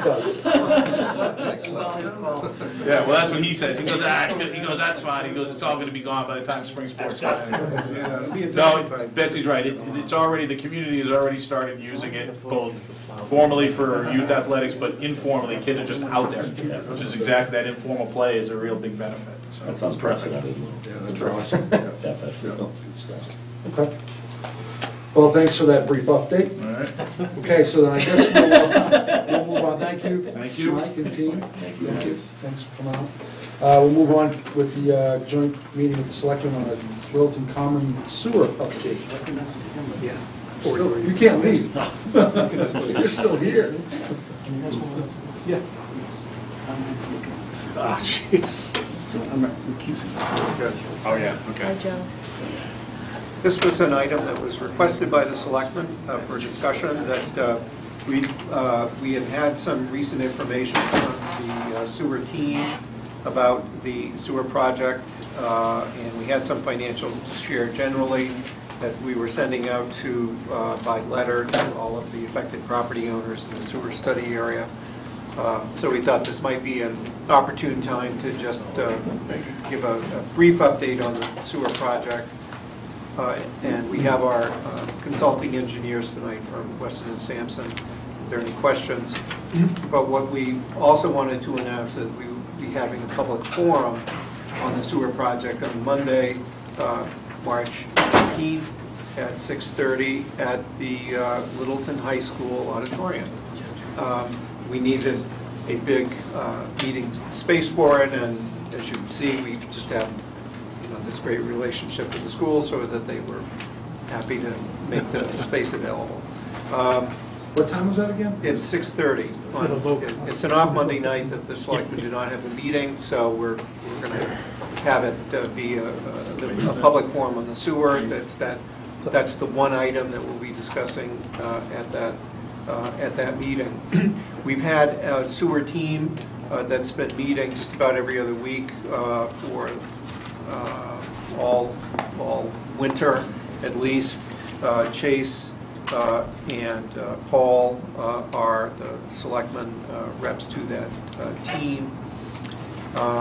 We have gone through a number of iterations of financial number crunching. As a result of our last meeting, joint meeting here, we've added Fred as your representative to the sewer team. And what we wanted to do tonight is at least share, and I don't know if Bonnie has the packet online, the packet that the selectmen sent for this for tonight's meeting, but there is a survey that was sent out, and you should all have it too. I sent it to you. There was a survey that went out on late last week to all the property owners, where among the things that we were doing was to use some typical examples of what the cost would be for a residential and a commercial property, so that folks had that information and could start to make some preliminary decisions about, if these are the costs, would you be interested in hooking up to the sewer? And I would, we've got our team here. I guess I'd invite Kent and Corey and Chris to maybe run us through that. I know that the particular information that we wanted to get out to the community were what some of the what are some of the likely costs that a property owner would bear. I just want to mention that much as we do when we have a property tax classification hearing, we identified some a couple of sample properties. What would the median single-family home tax bill impact be? What would a typical commercial property impact be? And that's the information that we shared in the survey. It doesn't mean that every commercial property or every residential property would pay that amount, but it's meant to be a sample. So, Kent, do you want to just? Yeah, I can walk through some of the preliminaries, and I think, Keith, my understanding is you had forwarded our emails as well as the packet to folks, I think, right? So that kind of walks this through. So as Keith said, I'm Kent Nichols with Weston Sampson. As Keith said, we spent quite a bit of time with the working group going back and forth with this. Fred, you sat in on at least a couple of our meetings, maybe one. But we have had quite a few meetings talking about these issues. We built a fairly complex financial model that looked at all the pieces of the equation of, you know, what it's going to cost us, how will we borrow the money for the capital cost, what will we do to operate, what the operating costs are, what are the potential operating revenues are, and then where do we recover all those with different types of bills.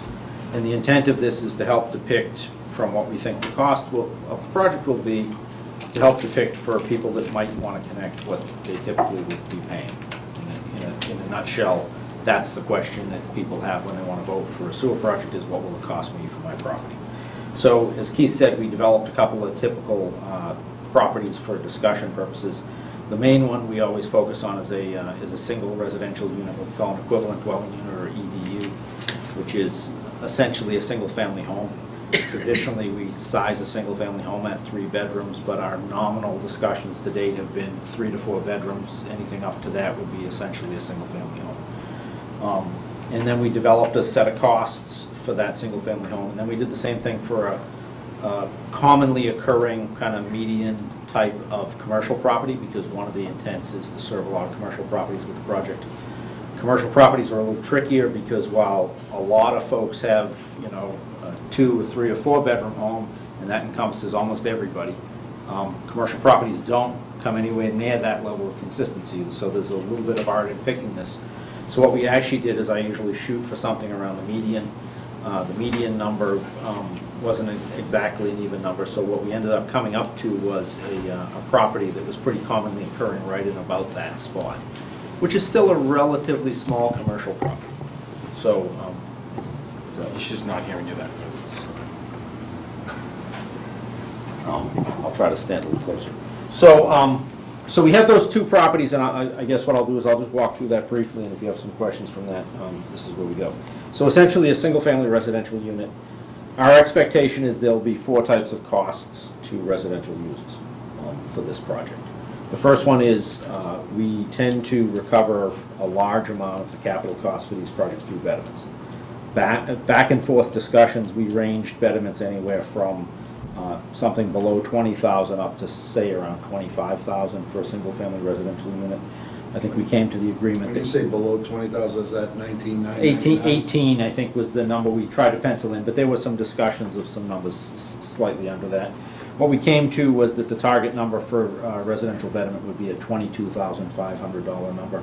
The way a betterment payment works is, you folks have probably done this before, so I'll jump through real quick, and if you want to back me up, let me know.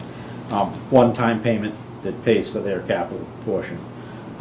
That betterment payment can be apportioned at the town's option. Traditionally, when we apportion betterment payments, we allow the folks who apportion that to take it over a 20-year period of time with a flat interest rate, depending upon what the town's borrowing rate is. Traditionally, the town adds some percentage. In our model, it's another 0.5% for handling costs over the actual average borrowing cost. So we use those 2 numbers to come up with that 22.5 into an annual borrowing. And so that annual borrowing number that we have for that $22,500 is about $1,450 a year. We also looked at an option with this where if we can get some more revenue coming into the system from the smart sewer components, we thought we could drop that number to around $20,000 a year for a total betterment. That $20,000 a year, when apportioned over 20 years, comes out to about $1,290 a year. Rough numbers, but those are pretty predictable average. They're calculated numbers. Residential properties, in addition, under the process, would also pay a connection fee, a one-time connection fee, which is traditionally done at the time they connect, and it defrays the cost of some of the overhead things that go with that. We have that fee penciled in at a $1,500 amount right now. Residential connections would pay over time, probably the biggest thing they would have to pay is a user charge, But before they get to that point, when they make that connection, they also have to pay for the physical cost of work on their property. And this is the one part the town doesn't handle that money. This is something that happens outside of the town. And so each individual property owner will do that. We took a couple of typical properties and ran some numbers, and we felt like the cost of that work would be somewhere between $5,000 and $8,000. Now, that number is reduced a little bit by the fact that our capital costs for the project include the concept of purchasing low-pressure pump units by the town and then providing them to the properties that would be served.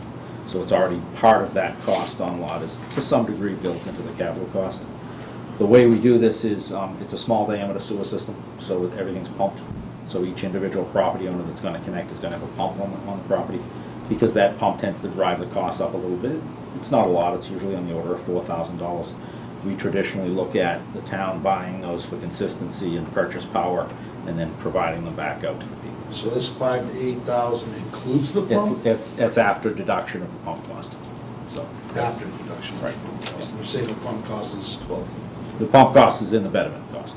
Oh, it's in the betterment. We've already bought it, Oh. right. The town is. Oh, okay, town- that's what I was I'm just saying trying to go connection. to, right? Yeah, our overall capital cost, we just budgeted in, it's on the size of this job, I think we have a line out of about $1 million to buy those pumps, and it's part of our overall town capital cost. That's subjective, and that can still be decided to be done later. There are towns that just decide, look, I don't want to handle the pumps, we're going to push that off. But for now, we've assumed, to make sure the numbers are there, we've assumed to make sure we've got enough cash to handle that both ways. So how many connections are your figures based on? Residential, commercial, Total. It's a real number. It's, Corey, do you remember the number off the top of your head? It's like 230. 227, I want to say, yeah, something like that. Residential? 227. Total. Total. Well, what's the breakdown? Do you have it? Yep, I do. Can I just, Approximately 130, there's some subjectivity to the numbers because there's some properties that are kind of mixed use. So somewhere between 135 and 150 residential, and somewhere between 75 and 90 commercial, depending on how we go. In what percent did we finally land on? I don't remember. Percent. What percent of the hookups? Is that 100%? Is it 80%? So the last run that we did was 98%, which was what came out of the prior report. That was their estimated number. We're actually going to rerun the model after we've sent out a questionnaire, which you've heard spoken about and the selectmen have looked at. We're going to rerun the numbers after we get that with a lower connection number. The trick of not doing that on the fly too much, as maybe you've seen and heard at least a little bit, Fred, is in order to do this, if we scale it back, we've got to also scale back the capital cost. And that capital cost it's not perfectly scalable to the number of connections. It requires some real thought to make sure we can build in that size for that capital cost. Step function investment, Yeah, sure. so otherwise it would be a little easier to Right, calculate. Who owns the pumps? So there are towns who took control of the on-lot work when they first started building these low-pressure sewer systems. It was not well received from an operation and maintenance standpoint because the towns end up with responsibility for things on private property, and you can't control how people treat their system. Right. So our strong recommendation to municipalities is if you defray the cost of the pump, when they deliver that pump over to the property owner, they sign a form that says they own it from that day forward, and they own Okay, so replacement, and they own maintenance, So and when they own it everything. goes belly up, Yeah. they own it. Okay. Right. The good news is when we control the purchase of the pumps, we can control where they are, we can And the control quality spare of the parts pump and all that, and absolutely. repair capabilities so that everybody doesn't just buy willy-nilly Joe's pump. And then we have to figure out how you're gonna get one fixed, and you'll get a property owner moving in saying, how do I get my pump fixed? I have no idea who this is. You have enough consistency that there's a lot of vendors that will now support the process. So it's a good practice, it's done. Will pretty we commonly now. require them to replace the pump with a light pump? I mean, will Chris have a stock of pumps that a plumber can come down and get to make sure that they're putting in quality equipment to do what? We A could- lot of details like this to go out, We but. could do it the same as the water department does, I mean, like a bill of goods, or a sheet of goods, and you have, if you're gonna hook into my system, you have to use okay. X, Y, Z. Good. Typically like that, in the standards, it'll go in the sewer regulations when you adopt the sewer regs, and you'll be able to do it that way. Okay. Yeah. I do have a question. Yeah. With these betterments and connection fees, are they reduced up front to get more adoption? And then if they don't do it within a certain period of time, then the fees are higher? So, no, so with, yes and no. It's a very good question. It's tricky. So the goal, there's a couple of limitations on betterments. One of the limitations on betterments is if you seek to recover all of the cost of a project through betterments, you have to be very careful when you set the betterments because you technically can't collect more money than you spend. And when we set our capital costs here, we have a significant amount of contingency money in our cost. You can't better someone for the contingency and then say, oh, at the end, well, we end up with $500,000 left, because then you have to go back and return that money to folks. So there's some really important balance needed in the way you work within the betterment confines. The traditional way of dealing with that is you assess a betterment that's lower than the amount you're going to do. The second part of the equation is one of the main reasons we're doing this project is to enhance the higher and better use of the commercial properties in the region. We want people to improve their property, but we can't better people on what it might be for their property. We have to better people when we initially send a bill on what it is now. So there has to be a second fee that we'll actually put together for people when they significantly improve their property. So if I go in and someone has a little dry goods store and they're essentially the same as a house in Flow, and then they put in a big restaurant and they end up being 20 times, we can't charge them the one fee because it would be unfair to the restaurant that already exists next door. So we have to have a coupling with a separate fee. Well, we traditionally do that with a privilege fee in Massachusetts, and a privilege fee has to have some basis too, and one of the bases in the privilege fee is you need to have some unexhausted capital costs that you didn't already recover through betterments in order to assign to the privilege fee. So there's quite a bit of balance needed in making these fee decisions when you do them. The end answer is we're purposely setting the betterment lower than our total capital costs, and we're using other revenue streams to balance those out over the time. But that's the way you essentially want to do these projects. There are a few times when you'll set a district, and Keith, I think, has worked on a few of these, where traditionally wholly residential service areas, you'll draw a hard line around a district, you'll know exactly how many folks are going to connect.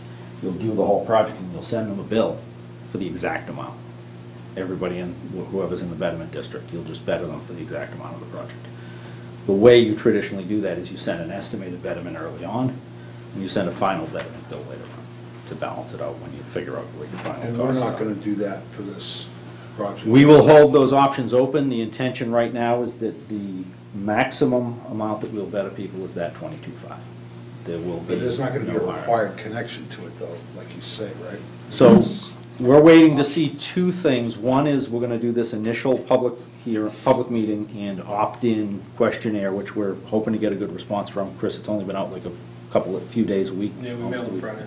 Yes, so, not a lot of time to hear back, but first we're gonna do that, and then we're gonna look at those numbers and see if it's tenable, and if it's tenable, we're gonna basically plan on those. But we're gonna have to have a second hard opt-in fee when people actually have the real numbers, they know it's a real project and will be there. And we'll refine numbers again when we get to that point. It's a little tricky when you start to have this, it's kind of an accordion. You know, it gets smaller, and then if the numbers look better, it gets bigger, and then when the numbers look harder, it gets smaller, and so there's quite a bit of need for some precision before you really get to that balancing point.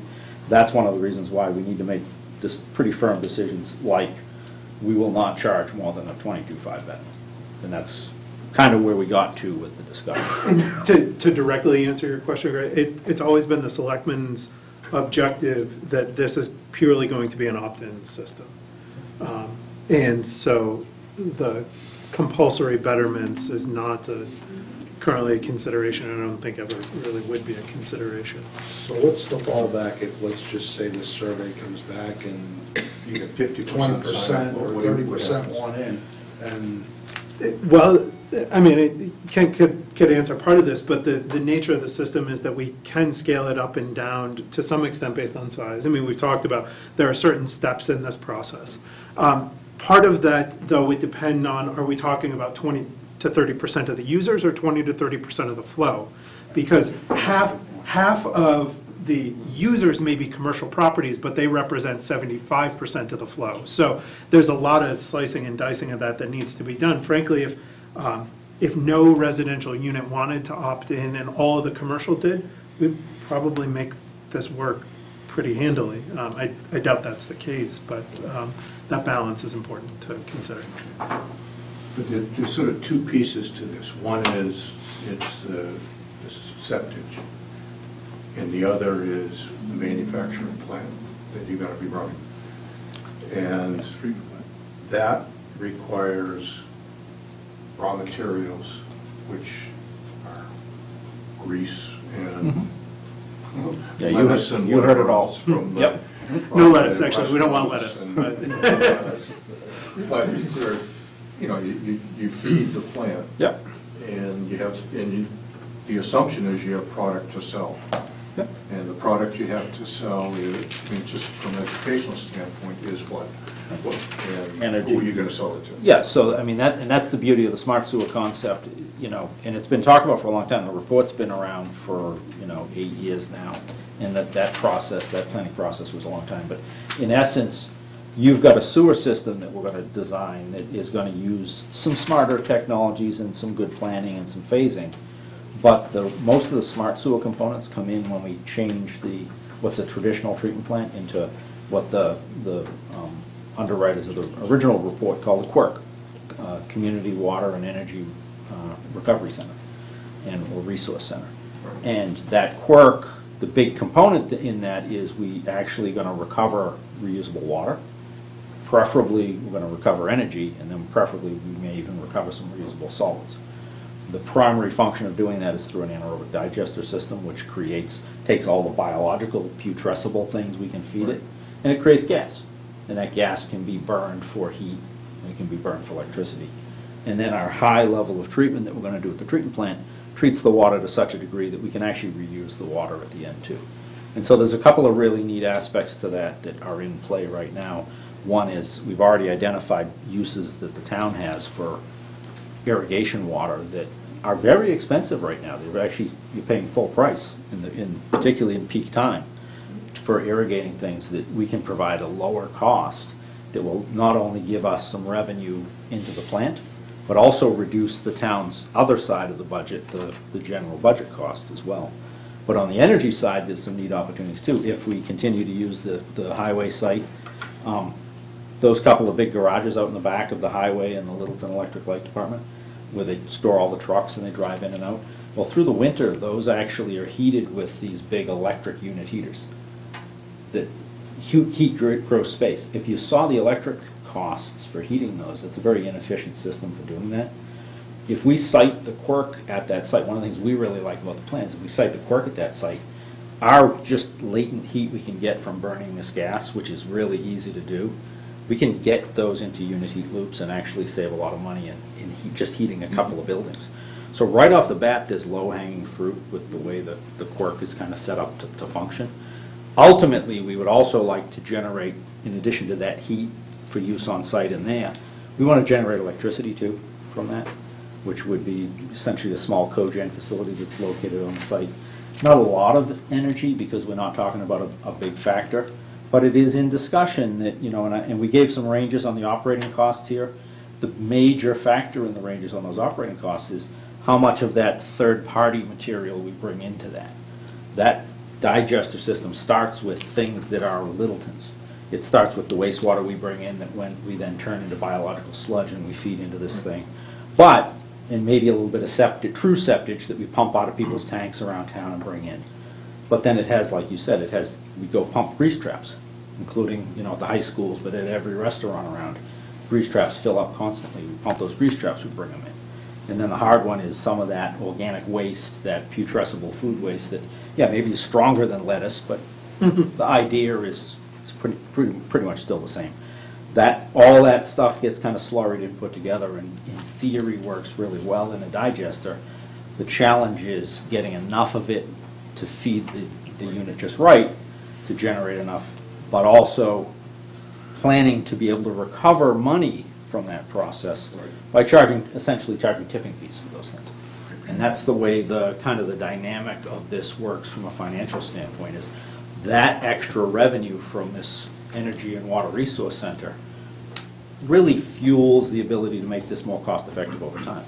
And as some of our committee members have talked about, if we can do significantly better than the baseline that's in the financial model right now, that will drive our long-term costs down. It will actually provide enhanced revenue.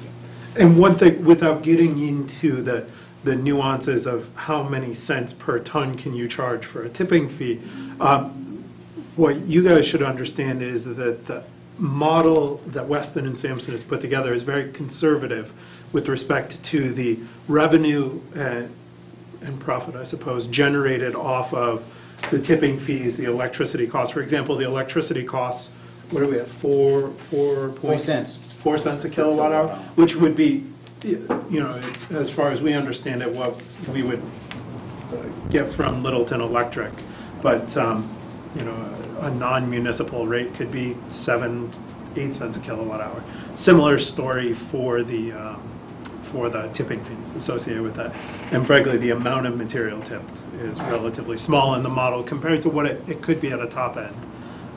We didn't want to go to a place that this model, these costs were based on unrealistic or even, frankly, realistic economic projections of some of these ancillary costs because they have such a controlling effect. So they're very conservative in this model to make sure that we're not getting too out in front of ourselves. So talking about operating costs, the licensed individual that would have to oversee this plant, would he be part-time or would he be full-time? How does that work? So this is absolutely, especially if you do all the components of the quirk with the digester and everything, there's enough work here that you need somebody there every day of the week. Full-time. It's probably, Corey's better at this than I am. It's probably a 5-day-a-week operator, Corey? Probably 4 hours. Yeah, 4 hours minimum a day, and then maybe a little, we carry a little bit extra for the tipping fee idea that if you've got haulers coming in, that's going to take up a little bit more time. So we kind of gross that up a little bit. Right now we have a budget in there that's based on, you know, traditional industry information and what, you know, what goes on. But as you know, because you probably look at all the budgets for everything, right now the town has a small wastewater treatment plant over at the high school, right, which serves, you know, this building and the various schools and stuff. And that costs in excess in your line item budget right now, in excess of $105,000 a year. I think, Chris, is the number you pulled for us, just for that small plant.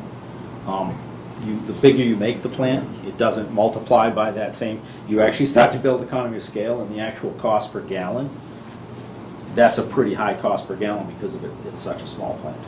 So that starts to build some economy too as we get in there. But we have pretty good industry numbers. We also, my firm also has a contract operations group that is one of our things that runs smaller plants. So we have some good inside information on what the going rate is to run plants. And we've compared that not just to the cost that you use for your plant, but we talked to a couple of the other folks that run plants in town, and we know what their costs are out of pocket. So, you know, we've marked some pretty good numbers around, so we know what we're carrying for operations costs is fairly legitimate. The option would remain for the town to do, and again, this is the details, the option would remain for the town to either potentially partner with Littleton Electric, Light and Water like you've got it, make it also the sewer department, have them hire additional staff and just do it in-house, which is what they do now, or to contract it out. Right. You'll have those options until you get probably through design. Okay, thanks. It would be really helpful if the spreadsheets that you had detailing the financials could be emailed to us in Excel format. We got them in PDF and it's kind of hard to So, them. Can't manipulate them. I can't blow so I can send them to you in Excel format. So the challenge is our project will change drastically if we start sitting down talking about, oh, well, what about this cell and this cell? Or if somebody tries to operate it and gets a different number. We're just trying to look at the data. Completely, if somebody did that, it would completely change everything we're doing. You can walk it down. We just want to be able to blow it up. Yeah. And one of the things that we were looking at when Steve and I sat down is like that budget that you saw for the wastewater, the 105, that's wastewater and stormwater. No. So, yeah, it is. I did the budget. So it's the 105,000 that we have in the operating budget. What stormwater component is it? We have some bills to one of an engineering company. Pump that we and catch pay. basins or something? Reporting. Yeah, no, the MS4 permitting. It's stormwater, wastewater, but all of the money always gets spent to waste. Yeah, I never take a dime. In the last year, I've never spent a dime out of that. You might not have, but in prior years it has. So Yeah, okay, I just well, want to make going sure. forward, it's been consistently sewer wastewater, because we have that money from the, Yeah, we have a capital article. I have the capital article, so that's what's being stormwater being spent out of, because all that money has been spent in the last year plus just for. Just for wastewater. So I need to change the appropriation then, just to reflect that, if that's what we're gonna do to that. Which is to some extent indicative of the fact that that plant is getting a little long in the tooth. Absolutely, because we have to start now spending more money, buying, I believe we have to replace a pump this year, that's gonna cover next year, I think it's gonna cost us a fair amount of money. And our capital cost for this project includes taking that plant and folding it in and mothballing, actually taking that one down, demoing the plant that's there and combining the flow in. So it's kind of gonna long-term address that issue for you if you go forward with this. If not, our parallel cost comparison has suggested that if you don't proceed with this, you're gonna eventually have to do something significant capital-wise with that plant. Those types of plants typically have like a 20 to 25-year life, and you'll have a pretty significant cost to deal with the plant. And I know you modified some of the revenue projections regarding the betterments being paid up front. So I need to look at the deficits because I can't have a deficit in a enterprise fund. It has to be raised. So I actually have run some additional calcs to show how we would handle that in the enterprise fund, and part of that is that we still have this, as Chase referred to and as we've talked about in the group, we still have a lot of kind of flexible points that we haven't really fully projected in. One of the things that's a great subjectivity is this idea of what are we going to do with this tipping cost, that we've used that low-end number. Frankly, that was in the 2011 report, but we've had a suggestion by some of the committee members that we use a number 10 times that, and that drastically changes the financial profile to the point where we don't have any of those. They kind of go away. So we need to talk about that. In addition, that's right now got a worst point case that assumed, what we basically did, we broke the project into 4 capital components, a 1A, 1B phase, and then a 2A, 2B phase. And of each of those phases, we took and retired the municipal portion, ineligible costs, things like design monies, at I think I used a 4% rate, just a rough assumption, maybe it was 4.5%, and then we retired all the other, the eligible costs at a 2% under the SRF program, which is a pretty fixed number for the SRF. But we spread those into bonds that were only 4 years apart. And so what that does is when that second bond, the debt service kicks in, we get a little, and you know that really well, you get those, the first year of your major payment, you get that little acceleration, and the rest of your cost curves don't pick those up as well. So that's where those little punctuations come through on those. So we do need to talk about there's a couple of strategies we would employ to take those out. At the end, all those negatives get paid back, which is the thing that will help if I can send you the sheet and see it.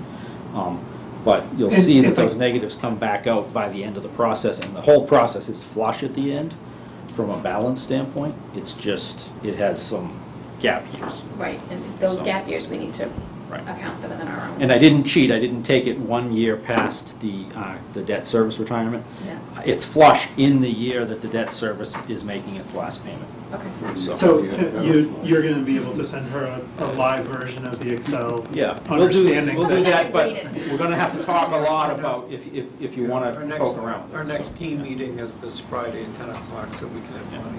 But one thing that Ken touched on that's relevant to your question, Greg, I think it was Greg, maybe Gary asked, if only 30 or 40% of the people want to sign up. One thing that I don't think we had touched on was that the implementation of the capital cost is actually phased. And so what are we at? Phase 1 and is year 0, phase 1, 1A, 1B. Yeah, it's spread on 2 years. 1, 2, and then phase 2 starts in at year 4. So the idea is that it actually, ramps up over time. Frankly, the plan doesn't incorporate the idea that everybody buys in on day 1. And if we have a lot of folks that don't buy in, one thing we talked about, Chase, is if we have a lot of folks that don't buy in, say, on a given street, we may take out whole pieces and rechange the phasing as an approach. If we have a street that's going to have 15 properties on it and 1 or 2 properties opt in, well, we're not going to extend that street. Right, we're not going to spend $1 million in rest piping to get 300 gallons down at the end of the street. Which is, again, why it's not really a simple iterative, just change the number and it all calculates. We've got to go back and recheck the capital costs. Those are manual things that have to happen. So coming back to the the survey, do you have any other more sort of 30,000-foot viewpoints that we need to make that are The only other thing I was just gonna say is that the numbers we just talked about for a residential unit, that modal kind of median property that we picked for commercial was essentially equivalent to 2 residential units. So they paid 2 times all those numbers. The 22.5 for that 2-unit commercial property would be 45,000. And one of the things that we looked into was the cost of, based on actual hard data, because things float around a little bit, the cost of a residential septic system, looking at the totality of the cost, both the user charge, the on-site residential connection costs, which the resident would have to incur to change around some piping in their house or something like that, and the betterment fee, to make sure that we were in a ballpark that made sense, right? If all this adds up to twice what a sewer, or to what a septic system replacement might cost, we fully recognize that that's not going to fly. But what did those numbers come out to be, Chris? 35 to 45? For the septic? Yeah. It averages between 35 and 40,000 for a septic in the town a little bit. I mean, which I don't think surprises anyone, but we wanted to put. I mean, downtown's a lot poorer soil conditions, so you're probably on the high end of that range. And the big challenge is you can't really, on some of the commercial properties, you can't build. There's just no site. So you're constraining use by doing it, which was the theory behind the economic development component. I may have missed this, but you mentioned a user charge, and I didn't document the number. I didn't say it, did I? I had it in the numbers. So the user charge that we estimated was a range, and again, this is a really rough number. This assumes that somebody actually uses. It's different from how we calc the betterment, which is what your potential use is. It's similar to the way Title V calcs the size of your system. This would be actually water metered use. So it assumes that a residential user would use 220 gallons a day, which is a pretty brisk use for like a 4-bedroom house. It's usually got a bunch of folks in there to use that much water. I know I don't. Even when all 3 of my kids were home, I didn't always use that. And the range is, kind of the high-end range we had on that was $1,320 a year. The low-end range we had for that was about $870. The target from the original report was to come in around $1,000 for that, which was considered to be affordable based on, less than the higher MWRA communities, but more than the cheaper communities on a wastewater basis. So in essence, if you have $1,000 a year for the user charge and you have your betterment financed, depending on whether or not the waste is sold or not, you're looking at somewhere between $2,300 to $2,500, rough $2,450 a year. So I'm comfortable with the high number. The lower number varies on a lot of things. There were 3 things that we talked about that we're going to continue to look at. And again, this is one of the things you need to be aware of. The spreadsheet isn't static, which is one of the other reasons why I want to get too many versions out there, because then you start, I'm looking at this and it doesn't, and we're coaching through and you got 2 different people changing 2 different spreadsheets and it's all crazy. So the issue is that there are other things that we're going to make decisions on, and that we talked about them in the supplemental thing and briefly at our last meeting, but one of those is that definition of EDUs. For instance, we have a lot of folks who have a 1, 2, or 3-bedroom home. Pretty consistent practice in Massachusetts for residential is everyone's a single, if you got a single family home, you got a single unit. The question is, okay, you got a 2-family home. Is it 2 EDUs? What if it's only 6 bedrooms? What if it's only 5 bedrooms? Which actually happened. We have all the data for the area, and we have the numbers, and we're working on trying to massage this. And look, it changes the number of units, which changes our financial numbers. And so those decisions will affect where we are. The second thing that's going to affect where we are is when we get into, okay, now what do we use as the average for the residential? Traditionally, we use the core EDU, equivalent dwelling unit base, for converted commercial is a 3-bedroom home. That's the most typical residential unit. So that's a Title V flow of about 330 gallons a day. We can vary that up or down if we want, but it's going to change the calculated number of units. So there's still a lot of flexibility points in here. Another thing that is in that user charges, I actually, in the higher end number, I have a buffer number that we put in specifically in the user charges for capital debt retirement, which counters to keep the betterment lower. Now, the reason we want to do that is because We can't go back and give money back on the betterment if those tipping fees come in really high. But what we can do is we can take a surcharge out of the fees immediately. The first year we get a whole bunch of excess revenue, we can just vote to drop that right off the fee. And it goes completely away. So those types of flexibility points This is kind of a little give us moving target here. and that's why we set the number we gave out is the high number. And that's why I say we can move back to that lower number as we go. And then the last thing is. It is a moving target. I mean, don't. Absolutely. Don't, this is our. Misunderstand the degree of precision. We've been very careful to give conservative numbers here, but below those, it's a moving number, absolutely. This is still planning, and it's based on a lot of assumptions, but there's foundation for everything. This is why it's complex. There's foundation for everything we've assumed. The last thing that's really important, though, that we haven't factored in yet at all into the financial plan that you have in front of you with these numbers is this idea that we're going to have improvements to the properties. I have a line to fill in for privilege fee when properties change use and they come back and we reassess them. I don't have any revenue assigned to that right now. We do have some excess capacity figured into the plan for it, but we don't have any assumption of what we would recover. And the challenge with that is that's truly art for us to try to predict what's going to happen on what parcel, what year. You would think that by doing this, that's the intent. Well, that's the whole. Well, and that goes to what Alan and if it Fred works were at asking. all. To get back to an hour ago. Otherwise, why? Otherwise, what? We've gone way over time when we had said we were going to do for this, but it's all about, the sewer is all about economic development. Right. If you take, and that was part of my question to the selectmen, not to the consultants, is 8 or 9 or 10 years ago, whenever we did this first go-around on this, the big deal was to revitalize the common area and have kitschy little coffee shops and walking restaurants and all that nice stuff up and down Route 2A and around the common. It's not clear to me how much more of that we already have at the point. We've got 5 restaurants, we've got a Starbucks, we've got 4 or 5 Dunkin' Donuts. And how much more, or what you envision as the economic development for that area?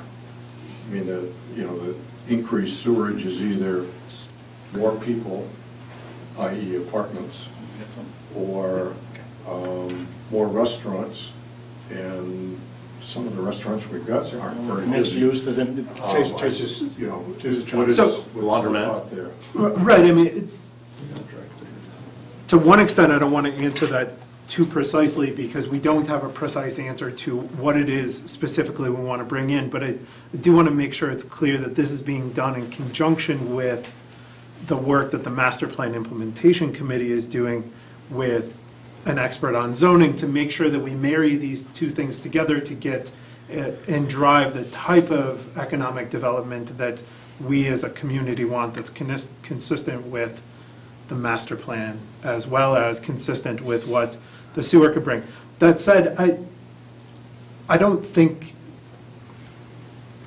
and this is just my 2 cents here, I think there's still a great deal of desire, and we'll see to some extent based on the input from the survey, but I mean, we lean on it a bit, the story is a bit apocryphal, but even the inability to have a bookstore that serves coffee is a desire, and so we'll see what the survey says, but I think there's genuine desire there, and we'll see what the Master Plan Implementation Committee and the zoning expertise that we're getting puts together to address the economic piece. It just seems to me if we were trying to go to a bank to get 38 million, the bank would want a lot more concrete. But here's the distinction. We're not asking for 38 million based on what it could be. Okay? These projections don't assume any increase, as far as the sewer is concerned, don't assume any increase in tax base associated with the commercial property to then pay for the sewer. The privilege fee isn't incorporated into this. So right now, the box that's been defined is based solely on what exists and what input we get back from the current users based on their current wastewater needs. Now, to the extent that we can generate additional revenue associated with privilege fees, to the extent that we can generate additional revenue because these businesses are more valuable, they can do more business. If the zoning is right, if we drive dense development in defined locations without inducing sprawl, which is the other half of this, then that ends up at the town's bottom line as well, and we're not anticipating those numbers. I think that the challenge there, and you look at economic development, I'm all for bringing more business into town, but what kind of business are you bringing in? I mean, the retail space today is changing. I mean, the market's changing dramatically. Amazon is, delivering a heck of a lot more than you're seeing regular retail type environments. But are banks really, I mean, how many banks do we have along that corridor? Are they the highest and best use of that property? Well, what's going to replace it is the Well, question. we can't have a flower shop in town, we can't have a doctor's office in town, there's a number of commercial entities that have tried to come to town and have not been able to because the systems that are in place in the buildings that they've looked at have not been able to accommodate them. We couldn't give them the approvals to come into town. And there's room for additional restaurants. I mean, if you go to the Tavern or to Il Forno or any one of the restaurants that are new to town, they're banged out most nights. I mean, we're not the developers. To use your private, if you go into a bank and you're trying to do a development, you have to show a business plan essentially, right? And I get that analogy, but I guess it's kind of the field of dreams, sort of, if we build it, they will come. And we can't dictate what's gonna go there. We can, through zoning. If this financially falls short, it's gonna have to be paid for under the operating budget, or you're gonna have to jack the hell out of the rates on the sewer users, because you can't run this enterprise in the red.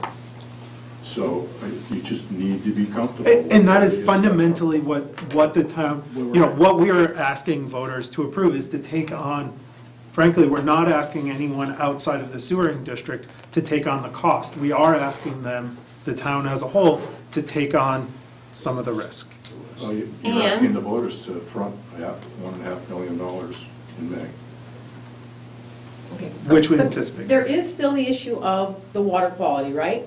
And if There we is. do this, we stay ahead of it. Correct. And you take the chance that you don't, and if you fail that, then you're shoved down required. the throat. So talk to that a little bit. Now, here's, I'm gonna, it's not that I don't believe that, Betsy, it's that honest to goodness, I have not seen the data to validate it. And until I see the data, I'm not gonna lean on that argument. Now, in terms of the balancing of the hydrology, most of our water is taken from, well, you guys know where our well fields are, so most of our water is taken from there and then deposited on the other side of town, and that creates an imbalance in hydrology. That to me is a lesser concern than the nitrates. The nitrate story is one that I've heard, but frankly, I haven't seen the data to support it. And to the extent I see that data, I would happily lean on that argument, but until I do, I'm not going to lean on that argument. I think it's real, but I haven't seen it. Are there any other towns that have done this? Do we have case studies that we can? Not with the Smart Sewer program. We have a lot of data on, traditional, non-traditional sewer methods, on the treatment plants. I mean, we have very good data on what it'll cost to build the collection system. We have good data on what it'll cost to build the treatment plant. Those are established practices. We even cross-check those against the things that have been done in town privately, and frankly, we've built a plant privately too of a larger size. And every unit process is a known, defined technology. The uniqueness of it is not in the unit process. It's not that we're trying to do something technologically that no one else has done. What we are proposing to do is a small sewer system, which requires this economy of scale type approach, that strings together multiple unit processes in a way that other towns have not done. And part of the reason for that is that it's a little scary to folks, but it also, part of the reason we're looking to do it is that it generates revenue. Well, and the reason I bring it up, not that it can't be done, it's just I'm curious to know what the impact is when the system goes in You know, are two-bedroom houses getting knocked down and four-bedroom houses being built? So that gets controlled based on how you want to control it. There are communities where they have actually locked the houses in, and they've actually given you a cap, and they charge you a fee if you want to do it. So for instance, I mentioned a betterment that we would set at 1 EDU. We could say that your betterment is established at 1 EDU, but anyone who wants to add a bedroom has to pay an additional third of an EDU to do that bedroom. You could also, when we set the district, you could vote that there's a limitation on bedrooms in that district. And frankly, your project, even though there's a good number of residential homes there, you know, control of the residential development isn't really the goal because they're single-family homes through there. You only have a couple of multifamily homes. The real issue, your real focus piece is commercial. So if you're going to really focus your time on what kind of trying to manage that, I think managing the commercial development is a better approach. And again, as Keith said, right now you're trying to enter a plan that's going to help formulate those types of regulations too. But traditionally, when you have those questions, what you do is at the same time you adopt the program in the sewer district, you adopt some type of control, some type of zoning control on the district as well. Which could include, correct me if I'm wrong, you know, limitations that a residential development couldn't develop beyond what the Title V capacity might be.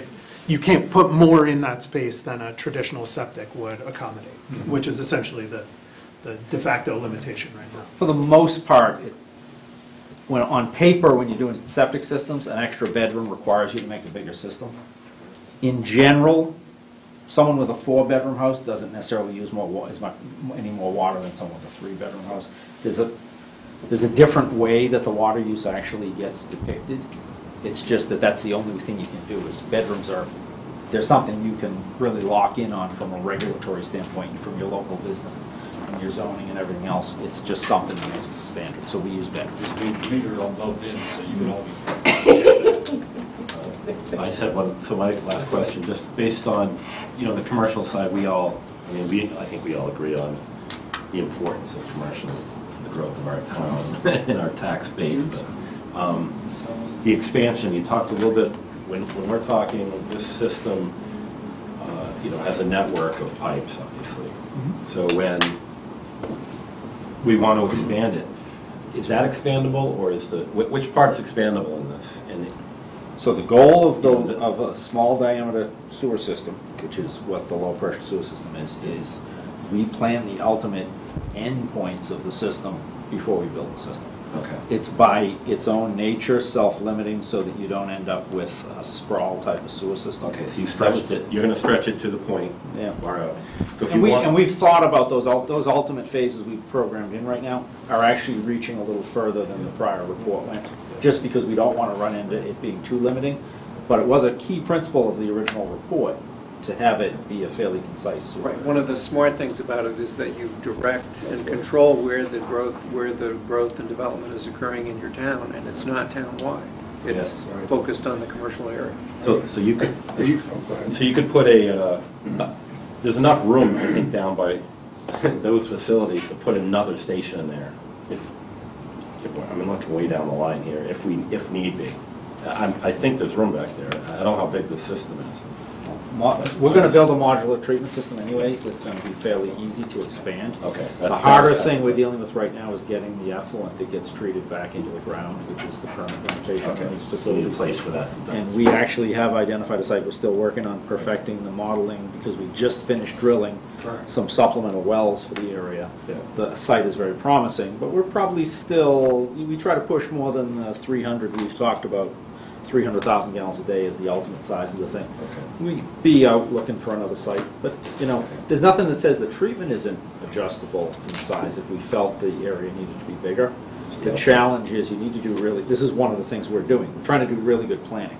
Okay. And by virtue of really good planning, we do end up with fairly complex systems to depict what this is going to do. Hence, it's a pretty complex spreadsheet. It's not a simple spreadsheet. And to put specifics on it, I mean, we've talked about, is it feasible to pull in the residences in the lake area into this? And frankly, we don't want to bite off more than we can chew, given that the commercial property is what drives the flow and principally drives the economics. We would like to get that right first, with another, phase down the line that looks at the residences around the lake and how we manage that. Because that's got to, I talk about my uncertainty with respect to nitrates in the common. I don't think there's any ambiguity with respect to wastewater in the lake area. And so let's get this right. Let's bite off what we can chew. Let's make it work. Let's get good at it. And then let's expand it. So on the 19th with your meeting, are you going to review like what areas you're covering and what the roadmap plan is a little more depth? And we've presented that in past meetings too, by the way. So, yeah, but we're going to go over service area, what the components of the project are. We're going to go over the capital costs, how we got there, and then the costs to individuals. And we're also going to go over the kind of the vision of the schedule going forward, how things will work going forward. And that's at the high school auditorium. And they're only charging us $25,000 to rent it. That's Chase's joke, I stole it. You said that with such a straight face, I was like, I'm serious. Okay, is that the presentation? Keep that in all my to the extent that you guys have questions that you think of, particularly between now and the 19th, as far as folks, as far as folks in town who are really well informed on this, you guys are getting close to the top here. So as you think of things and can help us anticipate questions for the 19th, we would really like to hear them. Okay. All right, well, thank you for that. Thanks for your time. Thanks for hanging out. Very good. Okay, so I think we're all set with you folks. You want us to hang around? You want to hang around? Yeah, really. We're almost done. Now they're going to tell us where they have that 25 grand tucked away. I'll tune in. Thank you very much. Thanks for your time. Hey, Anthony, we're going to touch on this piece real quick about the town building space needs networking group. You want to hang around just for a second, because we're going to we'll appoint somebody? Yeah. Chop two. I'll hang around. Okay, so we're going to do that. We'll do that right now. We'll jump right into that. So there was an email that came out last week from Anthony talking about town building and space needs working group that's going to be started. And Alan volunteered to do it. I just want to make sure I ran it across you folks in case there was any other interest. If not, Alan will be our point person. Second. Second, move, second. Fourth, got a fourth? All in favor? Aye. Aye. Okay, so I guess the next meeting is the 14th? I'll be posting a meeting for the 14th, yes. Okay. The school committee, I think, is the only other board commission that hasn't designated. I believe it's Darrell Baker, but I don't think they voted on it. So. Right. Yes, Mike will have that. Okay, so you've got your appointee, so it's out. Next Wednesday night, I believe police is done using this room. PNBC might be through us out. Yeah. I'll let you know. PMBC won't be, well, is it next Wednesday? It's tomorrow night. Tomorrow night. That's PMBC, but if the snowstorm comes, then it would be the No, following I guess Wednesday it night. would be, yeah. Bunch of babies. No. I won't drive in it. You want to come get me, take me down to Winchester? If you need a ride, you call me. Careful what you wish. Okay, well, thanks for sending out that email, and, we've got someone who wants to jump on board. So unless you've got anything to add about the mission or, let the folks know at home what's going on. We'll be surprised. Okay. I trust you guys. Chuck, Monday night, CPC is on your agenda for Monday night? Is it CPC? Oh, boy. I don't think it is. This It now. might be. Might be. Is it relative to town meeting? Yeah. Yes. So it should be? Yes. Okay. All right, they just want to close ranks on the 300, incremental 300. Yes, it is on the agenda. Thank you. That's fine. I think that's a good thing to do. So while we're digging I in. usually memorize it on Wednesdays. Okay. I'll call you tomorrow night. During the snowstorm. I'll be picking up Maryland, so. Okay. Okay. All right, well, thanks for sticking around an extra couple minutes. Thanks, everybody. While we're still on member Good luck with your updates, deliberations. anybody else got updates for the board while we're digging in here? I'm bouncing around a little bit. Just I can give you a quick update on the police subcommittee meeting. we're due to interview, we're a little ahead of schedule. We have our line of interviews this week, Thursday, Friday, Saturday. We will have interviewed all the applicants that we want to interview, and the snowstorm could put a wrinkle in that, but we gave ourselves a little bit of a cushion. We can push these over into next week. And then the finalists will appear in front of an assessment center on the 24th, Saturday. And then we will give the selectmen a couple very highly qualified individuals to select from. How many candidates applied? 41. Wow. 41. And we've, You gonna interview about how many? we're interviewing 8. Wow. Wow. Took And how many will you hand off to the selectmen? no more than 3. Yeah, that's a good pool. What was the farthest distance, just curious, of an applicant? How far did they? Texas. They had some people from Texas? Wow, okay. They have an excess of sheriffs in Texas. So, no, good, very strong pool. I think I mentioned that last meeting. Very good group of candidates. So I think we're going to be well-led, our police force, coming years. Any other member updates? Yeah, I've got 2. You just heard the sewer presentation. I think at this point, I still have to get my arms around some of the assumptions they're plugging in. Yeah, it's a lot. They're making a lot of assumptions in how much this plant will produce in terms of product that they're going to sell. And I think that they really need to flesh that out a little bit before I get really comfortable with the financial. Flush it out. No, no pun intended. And CPC, we had 2 groups come in. One was Park and Rec, and to present the beach house renovation, reconstruction. And they're asking for $400,000 to do it. And they're... Don't they have that in their revolving fund? I'm sorry? Isn't that in their revolving fund? They don't have a... No. Oh, that's a CPC? No, this is CPC. Okay. And that will basically drain the recreation bucket. And, we'll replenish it with funds as they come in, but that basically takes it down. They pulled the $100,000 they were looking for the design fee for the Kerper Field, because the town won't, I guess, take possession of it for another year or some time down the road. So they're going to come back next year for that money rather than go after it right now. And the other thing the other group that came in, the group has put together a trust to potentially buy the property on Robinson Road, which is the house right behind the old Colonial florist. Gardens, yeah. Built in 1637 or something. And what they want to do is refurbish it in as close as they can to the period and have it be basically a living museum where they can run programs for the school kids and that kind of thing in town.